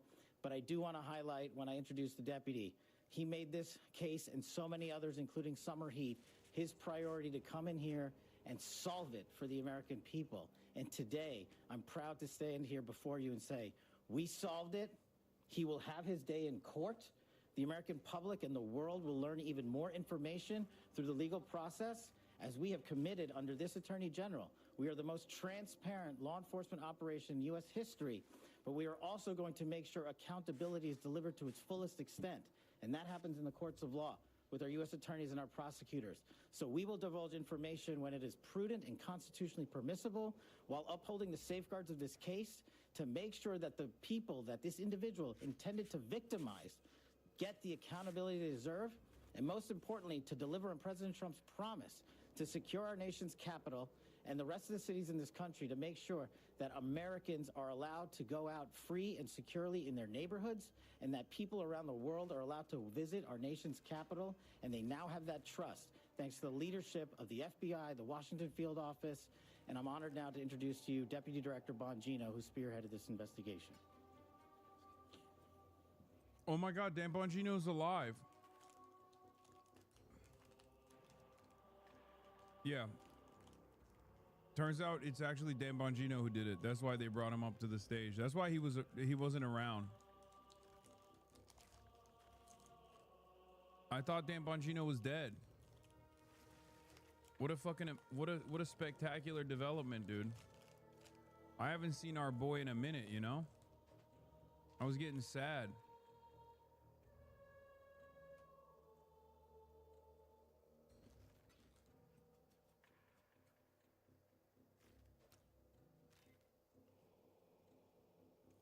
Our returning character. Thank you all for being here for this critical investigation we've been working on for a very long time. We deeply appreciate it. Thank you for the kind words, Attorney General and Director. I appreciate it. Folks, this is what it's like when you work for a president who tells you to go get the bad guys and stop. You guys haven't done enough to say stuff like this and make it sound like it's a positive. When you say shit like that and you're Dan fucking Bongino with the current FBI, the current state of affairs of the FBI, that kind of looks like a L for Trump. If anything, you should be going up there and being like, the Democrats have actually been crippling our investigations. They've handicapped us so aggressively. That's why we suck dick and balls and ass.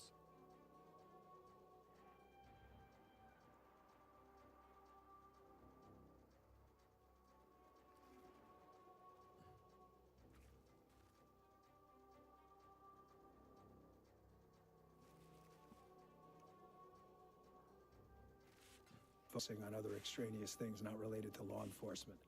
This is what happens. We had a great team. I know it's said a lot in this business. It was a team effort. It becomes cliche, but cliches are useful for a reason because they matter. And this was a team effort. The director and the attorney general emphasized that it was not a new public tip this came from. This was our internal work at the FBI.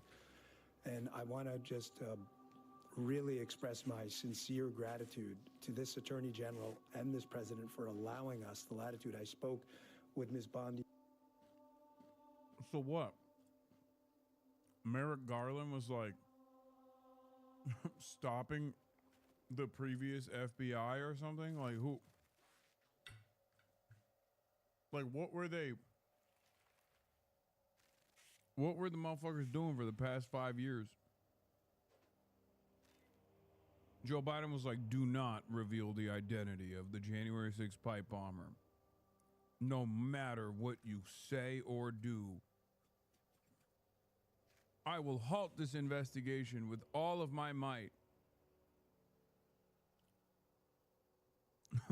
Joe Biden was on the phone like, I love crime, Jack. You know this. I love crime, especially immigrant crime. So please do not reveal who did this. I don't even care. You better not. Anyway, time to go turn on the auto pen to release more criminals. That's what happened. Thank God for our big, beautiful president and his big, beautiful FBI that are actually doing the work now. I love crime. And I love ice cream, but I love crime more than that.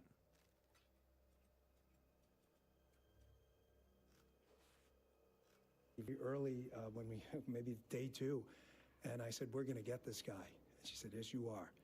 And we did. I want to also thank, he's not here, but Deputy Attorney General Todd Blanche, who we deal with often as well, who could not have been more supportive.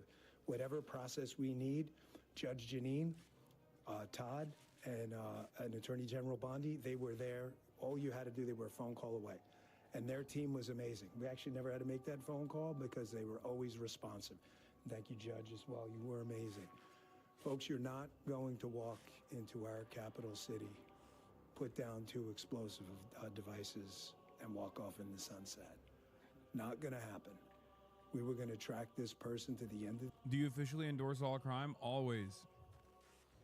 As you guys know, I am a pro-crime content creator. Pro-crime and pro-violence, of course. And I'm endorsing all of it. The earth. There was no way he was getting away. Well, we didn't have to track him. We've been listening to this news conference from Attorney General Pam Bondi. Wow, NBC can't stand the truth being heard by Dan Bongino. They're moving away from Dan. That's fucked up. He made his glorious return to the FBI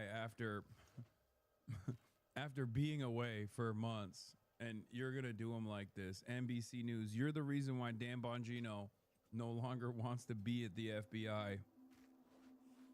Fucked up. Can you blast off again when the news is done? No.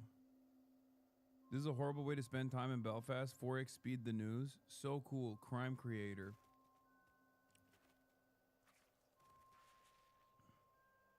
Isn't this the dude that threatened you? Yes. and he is now the deputy director of the FBI.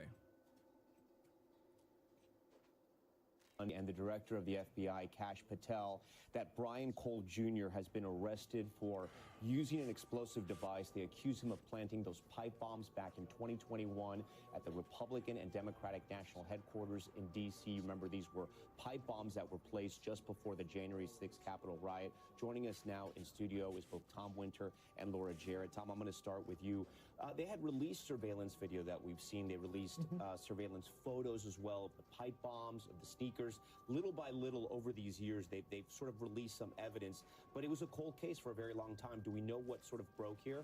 Yeah, it appears to be a review of the evidence. The FBI has used this in the past. I'm thinking of a person who was mailing anthrax around the country. There was a new team that was put on it, fresh eyes that was put on it. Some of the evidence here, Tom, was particularly unique, especially the Nike sneakers that they found that this individual was wearing. Only 25,000 of them were made from a period of 2018 to 2021, the morning that these bombs were discovered. You're looking at a photograph of them there. And so that was a unique piece of evidence. This individual had a specific way that they were walking. But what made it difficult is because of the hooded sweatshirt, the mask that this person was wearing, there didn't appear to be an area where they were able to see their face. What was surprising to a lot of people that looked at... Bro, how are you going to evade the authorities for 5 years?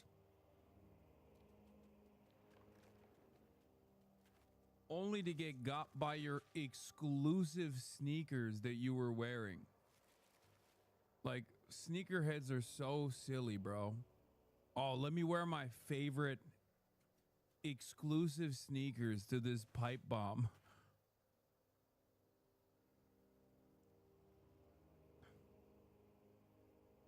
Let me get my favorite sneaks on before I go place pipe bombs at the RNC and DNC headquarters. Oh, man.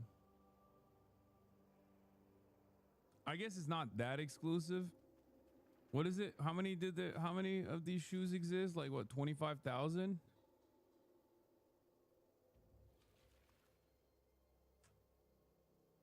They're not called pipe, right?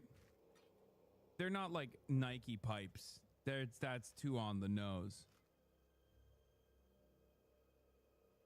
That's a little crazy, right? That's just the name of the file.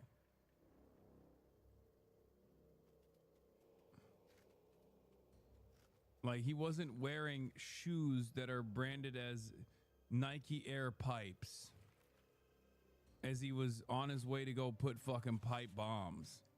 This person was wearing, there didn't appear to be an area where they were able to see their face. What was surprising to a lot of people that looked at this investigation is, given the fact that people travel around with phones on them all the time, the FBI has successfully used in the past the ability to geolocate cell phones and try to determine where a person might be. And so that'll be a question as to, was that information helpful? Was that information not initially discovered or reviewed? So there'll be a lot of questions about the... Low-key, this is one of those instances where I do believe that this could be like a federal agent. Down to the fact that they couldn't find him for 5 years, like, it's pretty wild that in this current surveillance state, there was not a single fucking camera that got an angle where they could see his eyes. Meanwhile, they supposedly caught the guy who shot Brian Thompson, who they allege is Luigi Mangione. I certainly don't think so. In like what, less than a fucking week at a McDonald's, hundreds of miles away, but you can't find this guy whose bombs didn't fucking explode either. So some about this is very sus. Investigation based on what the Attorney General said, but the Attorney General did say there was no new tip and no new witness. This was just a review of the case file that ultimately led to the capture today. And Laura, we've been talking about this. There's a lot still we don't know how they caught this suspect, right? Because these court documents are still sealed. They're still under seal. We haven't seen them yet. Obviously, the Attorney General and the FBI director, they're giving a sort of an overview of being charged with making those threats. Anytime you're using the mail, you're using the telephone, zone. You have a federal nexus. That's what sort of triggers the federal charges. But there are going to be, I'm sure, some details in those charging papers that kind of describe some more evidence that we probably hadn't yet seen. And Tom, our viewers may be listening to this and trying to remember this. It was a chaotic time, obviously, in our country. It was following the January 6th Capitol riot. This happened at, well, was being reported, and then it sort of dropped off the radar a little bit with incremental sort of updates with surveillance videos or photos or, you know, rewards up to $500,000. It's back on the radar now, and I'm sure in the days and hours ahead, we're going to learn more about this suspect, Brian. Well, and I think the thing that we want to learn the most is what was the motivation here? Was this person involved in some of the protests or the efforts to protest the results of the 2020 election? This person had their own motives? Was this person more of an anarchist? Is this somebody who just wanted to sow discord on that day? Obviously, a lot of focus on that day and what was expected to be a protest, and then obviously the violence that we saw on January 6th. So there's going to be questions about that, and there's going to be questions about was this an effort to divert law enforcement to be able to get them to respond if these devices went off. The pipe bombs were assembled. They did not go off, but they were viable. They were viable. They had a kind of a kitchen timer on them. This is something that we've seen in terrorist materials before. A galvanized pipe that helped knock up these bombs before they are. The sneakers aren't even a sneakerhead pair. That's the most random thing to identify them on. I mean, I don't know. I heard 25,000 and exclusivity, and I believed it. I don't know enough about sneakers to know whether or not that's a sneakerhead exclusive. You feel me? This one is captured. I go and take it. Although the sneakers, at least from my perspective, are not exactly the coolest looking sneakers.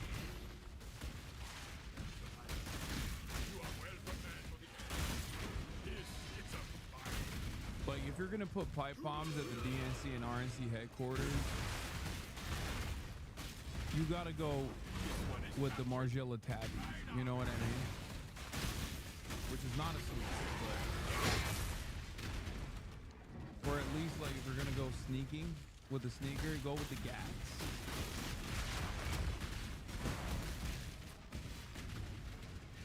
What is this no grip having ass Nike Air Force that you had on? Air pipes. Not the best.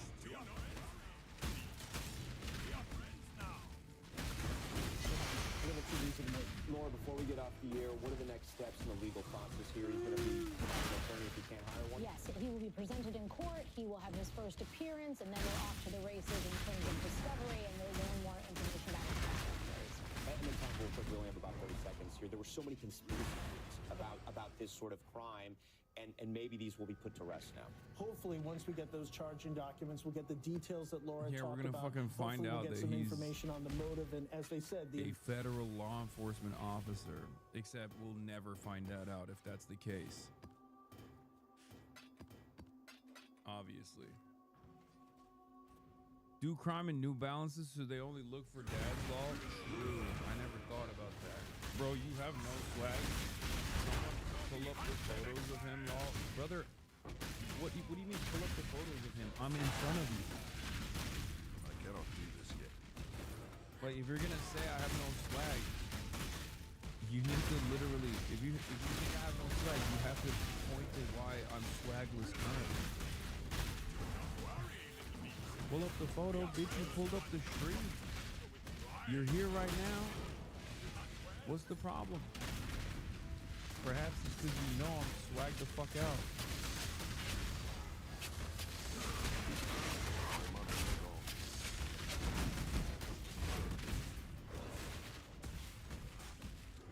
investigation remains ongoing.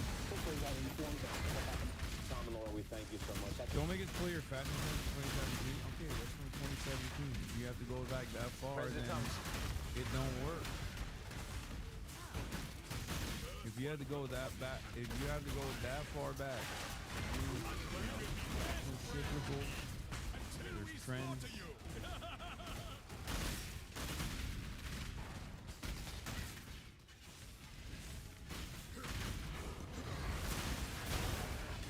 Anyway, back to this.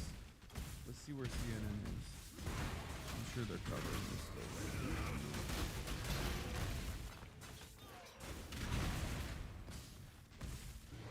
Okay, never mind. They're on ad break right now.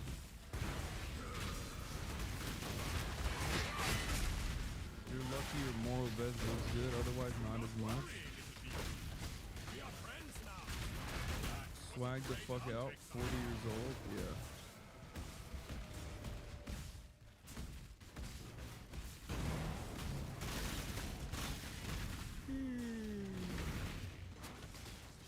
Look, son, I love you and what's best for you in your career.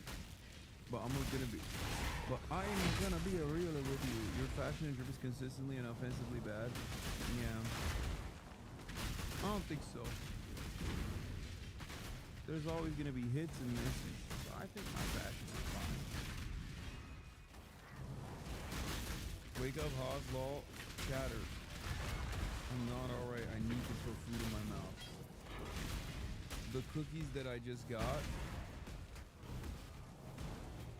I would totally say why you are not swag, but I don't want to be mean. You can go ahead.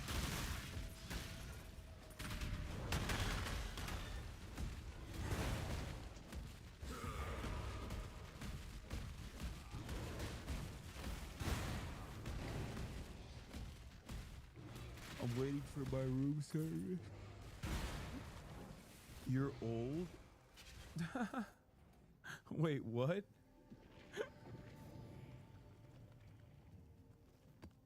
Why would I get mad at that?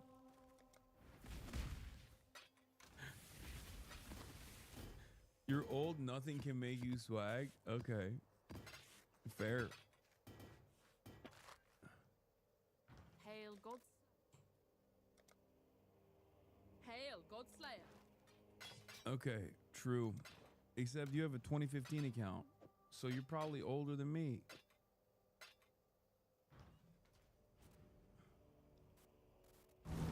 Immigration crackdown has spread to 2 more major American cities. One of them is New Orleans, where federal sweeps included places like Home Depot and Lowe's, known to attract migrants trying to find day work, day labor.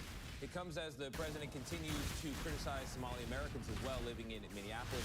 No. This isn't. We can't be doing this.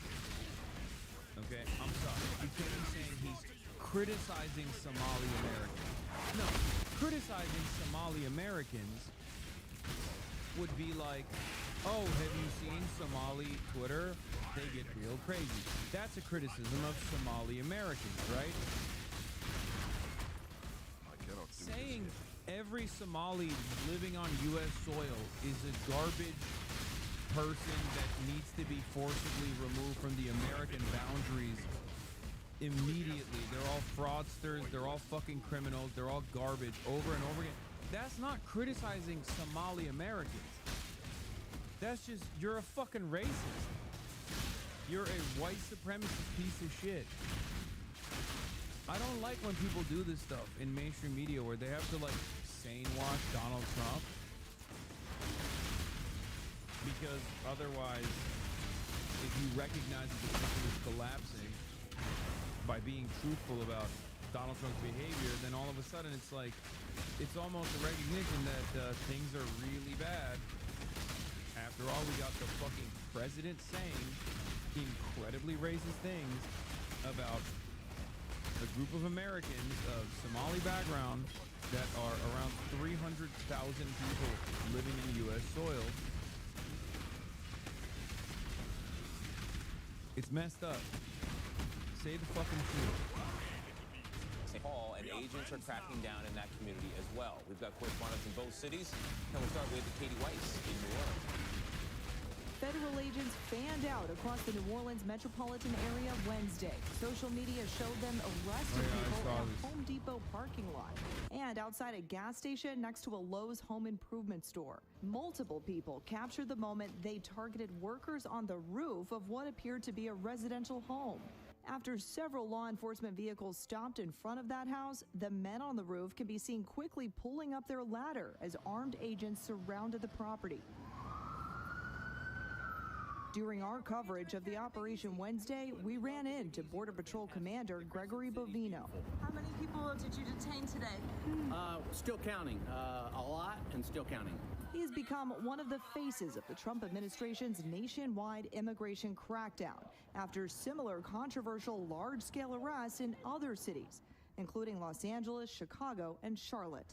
We've got several hundred agents spread across the New Orleans area, so not just us, so we've got a lot. Protesters have shouted their opposition in the city over the past several days. As community members say, some immigrants have been too afraid to leave their house this week for work or even grocery shopping. People are just really scared. Regardless of what their immigration status is, they're worried about people being arrested. I've gotten calls from teachers who are worried because their students don't want to show up to school. And the city of New Orleans has responded to this operation by setting up an online portal where residents can submit their complaints of potential abuse by federal immigration officers. Democratic Congresswoman Ilhan Omar. Oh my God, Jake Tapper had Ilhan Omar. That's how you know. Yo. That's how you fucking know shit is bad. Okay, Trump has officially reached a new level of racism. Dude, Jake Tapper hates Ilhan Omar. Okay? Jake Tapper has only been at odds with Ilhan Omar. Jake Tapper is the type of motherfucker who would just straight up also say the same things that Trump is saying about Ilhan Omar, just, you know, has the wherewithal to say it behind closed doors. Trump is hitting the maximum racism button so hard that even Jake Tapper is like, yeah, all right, well, I will reluctantly interview Congresswoman Ilhan Omar now. I don't think Jake Tapper likes you either. Yes, he does not.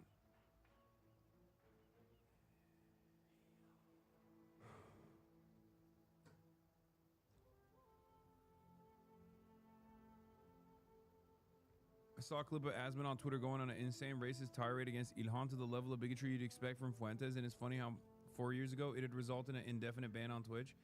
Yeah, it's over. That's not a thing anymore. These guys also still consistently complain about how I need to be banned from fucking Twitch, and how the very fact that I'm not banned every day from Twitch is a clear-cut indication that the platform is experiencing favoritism. The irony, of course, is that the platform is experiencing favoritism for Asmongold. Like, straight up. The idea that the Twitch platform actually gives me favoritism is ridiculous. I mean, look, this is Asmongold's statements on Ilhan Omar. He's always been... Do you know why Twitch's rules have gotten so lax?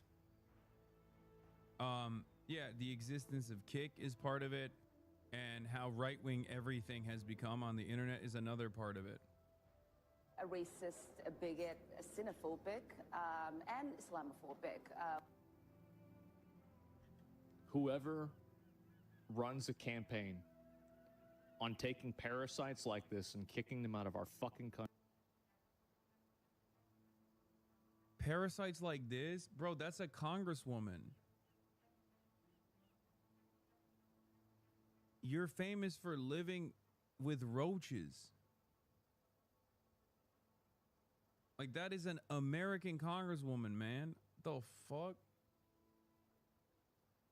Yeah, I wonder who's more parasitic of a force. Ugh. Country. I will vote for them. I am so sick of these clowns that come here from foreign fucking countries, advocate for their... Still not as bad as 2014, but is bad now. It's weird. Twitch is still probably the best moderated platform out of all the big ones. It's just loosening since the outreach cycle has become so normal. It generates traffic. I don't think it's necessarily traffic. I think they just like got bullied into oblivion, and they basically have caved to the far right and just right-wingers in general. I think that the consistent outrage peddling of the last 4 years has basically created an environment where Twitch genuinely is capitulating to the right on all this stuff. I think that's what it is. It's also partially because the media landscape is shifting to the right as well.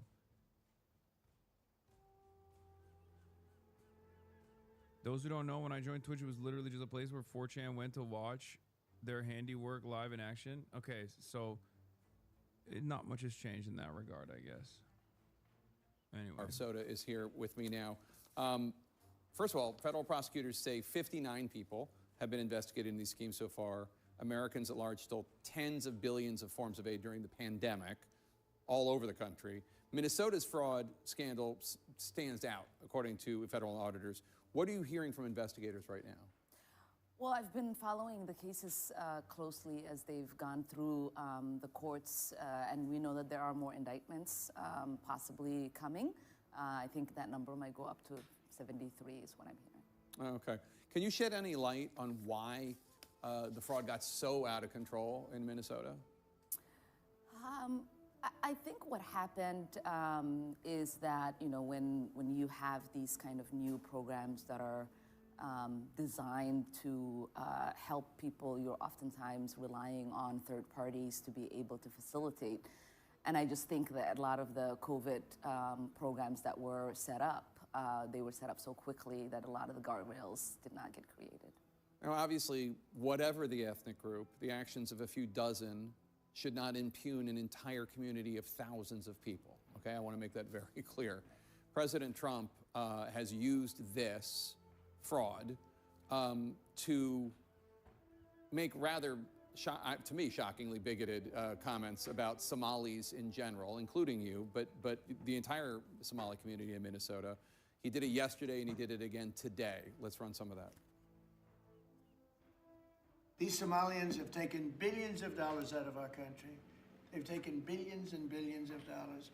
They have a representative, Ilhan Omar, who they say married her brother. She should be thrown the hell out of our country. And most of those people, they have destroyed Minnesota. She should not be, and her friends shouldn't be allowed. Frankly, they shouldn't even be allowed to be congresspeople, okay? They shouldn't even be allowed to be congresspeople because they don't represent the interests of our country. It's pretty shocking to hear it, although I don't know how shocked you are at this point anymore. But Somali immigrants. I know that moment right there, you know, Omar's face. I know she's like, "Oh, is this shocking for you to hear that, Jake? It's shocking for you to hear that. It's shocking that I'm not hearing it from you." I cannot stress this enough, okay? I cannot stress this enough. Jake Tapper, like, Jake Tapper in private is saying that plus 10x. Okay? Let's be real. Also, I got a fucking pie and a burger. Got a little ahead of myself here. But I wonder what this pie is gonna be like.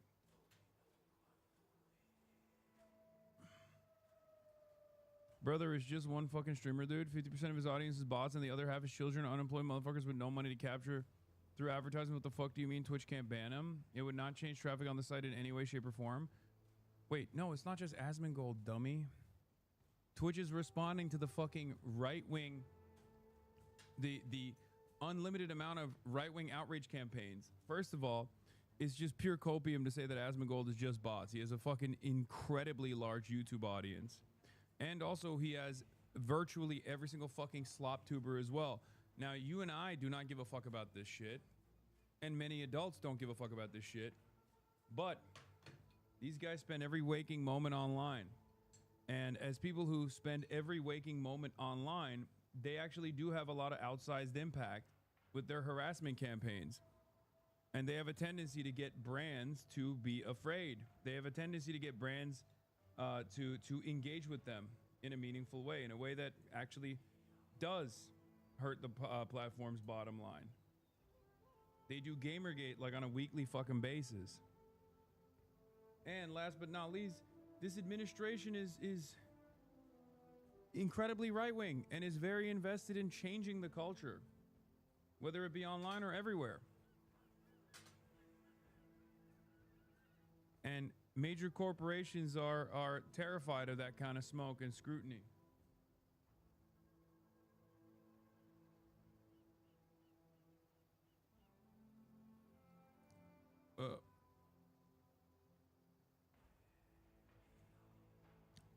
It's a pork pie, but I don't like it.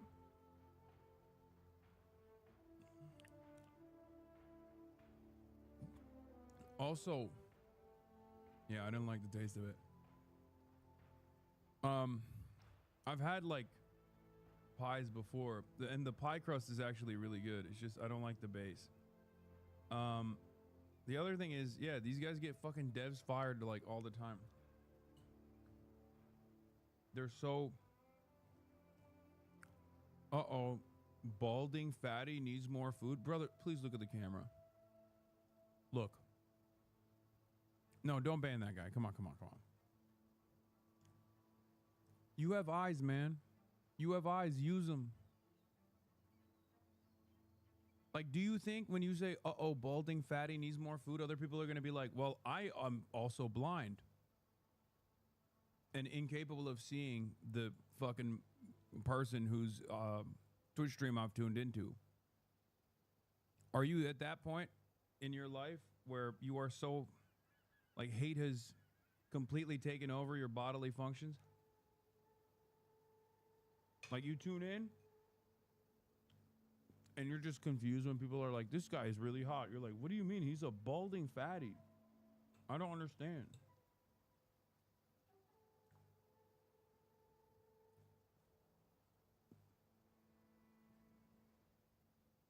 I'm just eating the fucking Brussels sprouts and the bacon bits because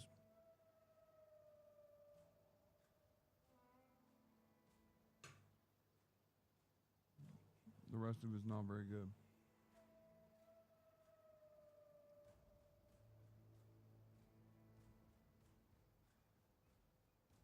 I need you to go back, get up from the table and go to the bathroom and look at yourself in the mirror. Bring me with you on the phone.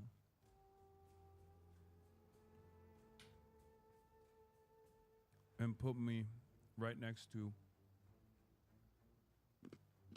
your own reflection in the mirror.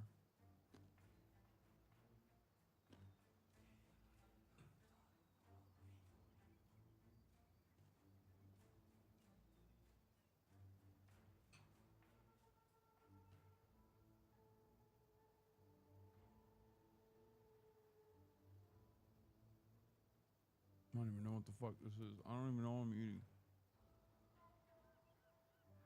You are at this point anymore, but Somali immigrants in general, you in particular, have been the target of his attacks for a long time. What's your response? Yeah, I mean, I'm not shocked because we know that the president oftentimes resorts to very bigoted, xenophobic. I really hope this burger is fine.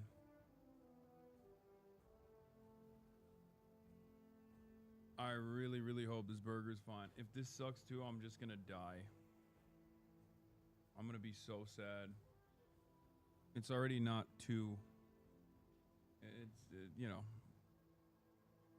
it looks all right.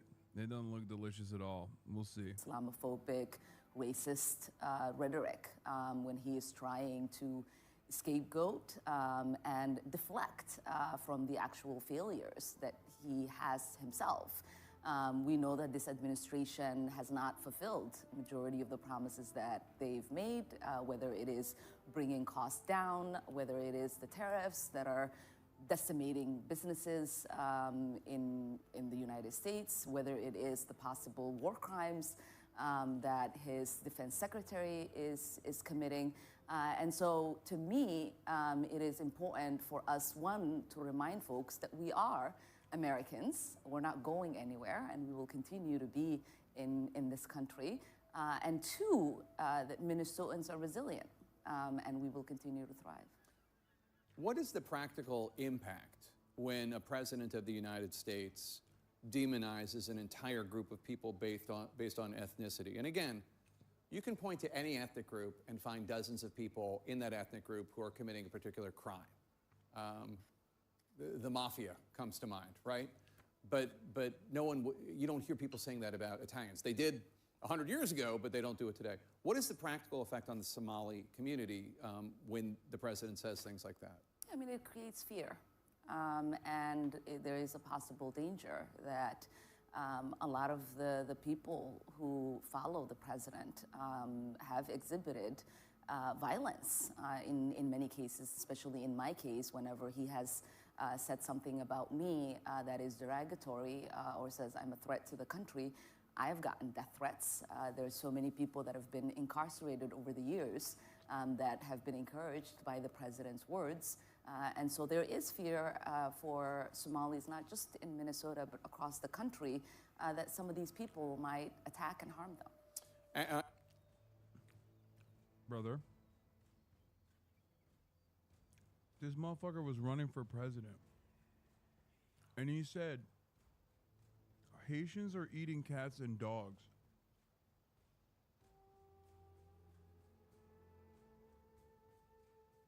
What the fuck do you mean Italians?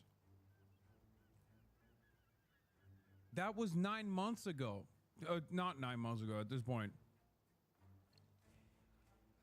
A year ago.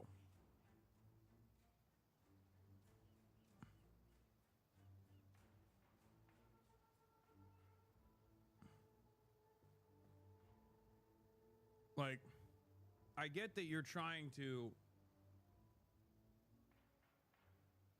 do an analogy here. After the immigration crackdown in Minnesota. But that's crazy. CNN asked the Department of Homeland Security spokesperson Tricia McLaughlin about the remarks from the president. Here's what she had to say. This is not about politics. This is about public safety. We saw what just happened last week with the terrorist attack against us here in our nation's capital, where one of our great heroes, Sarah Beckstrom, was killed. That's what the precipice of this was. What's your response to that? Well, it's certainly not. We know that Somalis, over 90% of them are citizens of this country, majority of them having born in the United States. And we know that if you are a criminal, you already have deportation orders, and there is an easy way for them to do that instead of creating this sort of fear where they are having raids. And today we saw them. Yeah, like, what are they gonna do?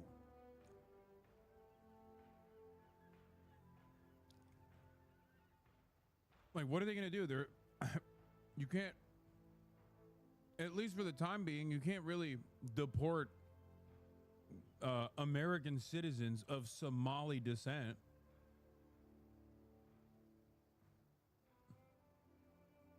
Like, what the fuck?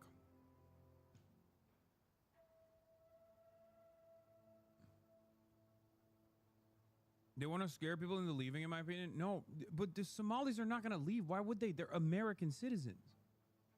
Where are they going?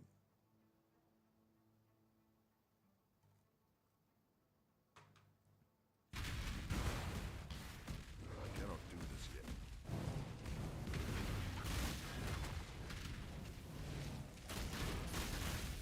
Like, what are we talking about? They're American, man.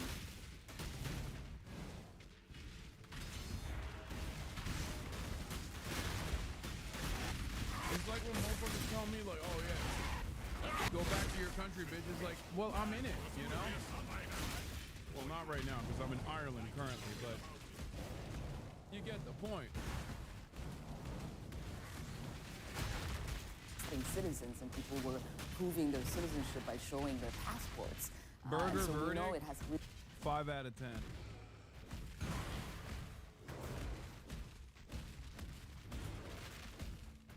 really nothing to do about keeping a community safe. It's actually terrorizing a community and creating fear. Congresswoman Ilhan Omar, thank you so much for being here. On Capitol Hill, Admiral Frank Mitch Bradley will be in the hot seat as furor over the administration's boat strikes in the Caribbean intensify. I frankly think it's absolutely illegal. I want to hear the truth. 1 strike, 2 strikes, 3 strikes? How many people in the water? And this morning, new details about that September 2nd operation that has some accusing the administration of war crimes. The suspected drug boat is seen here being... Bye-bye till tomorrow. Have a good one.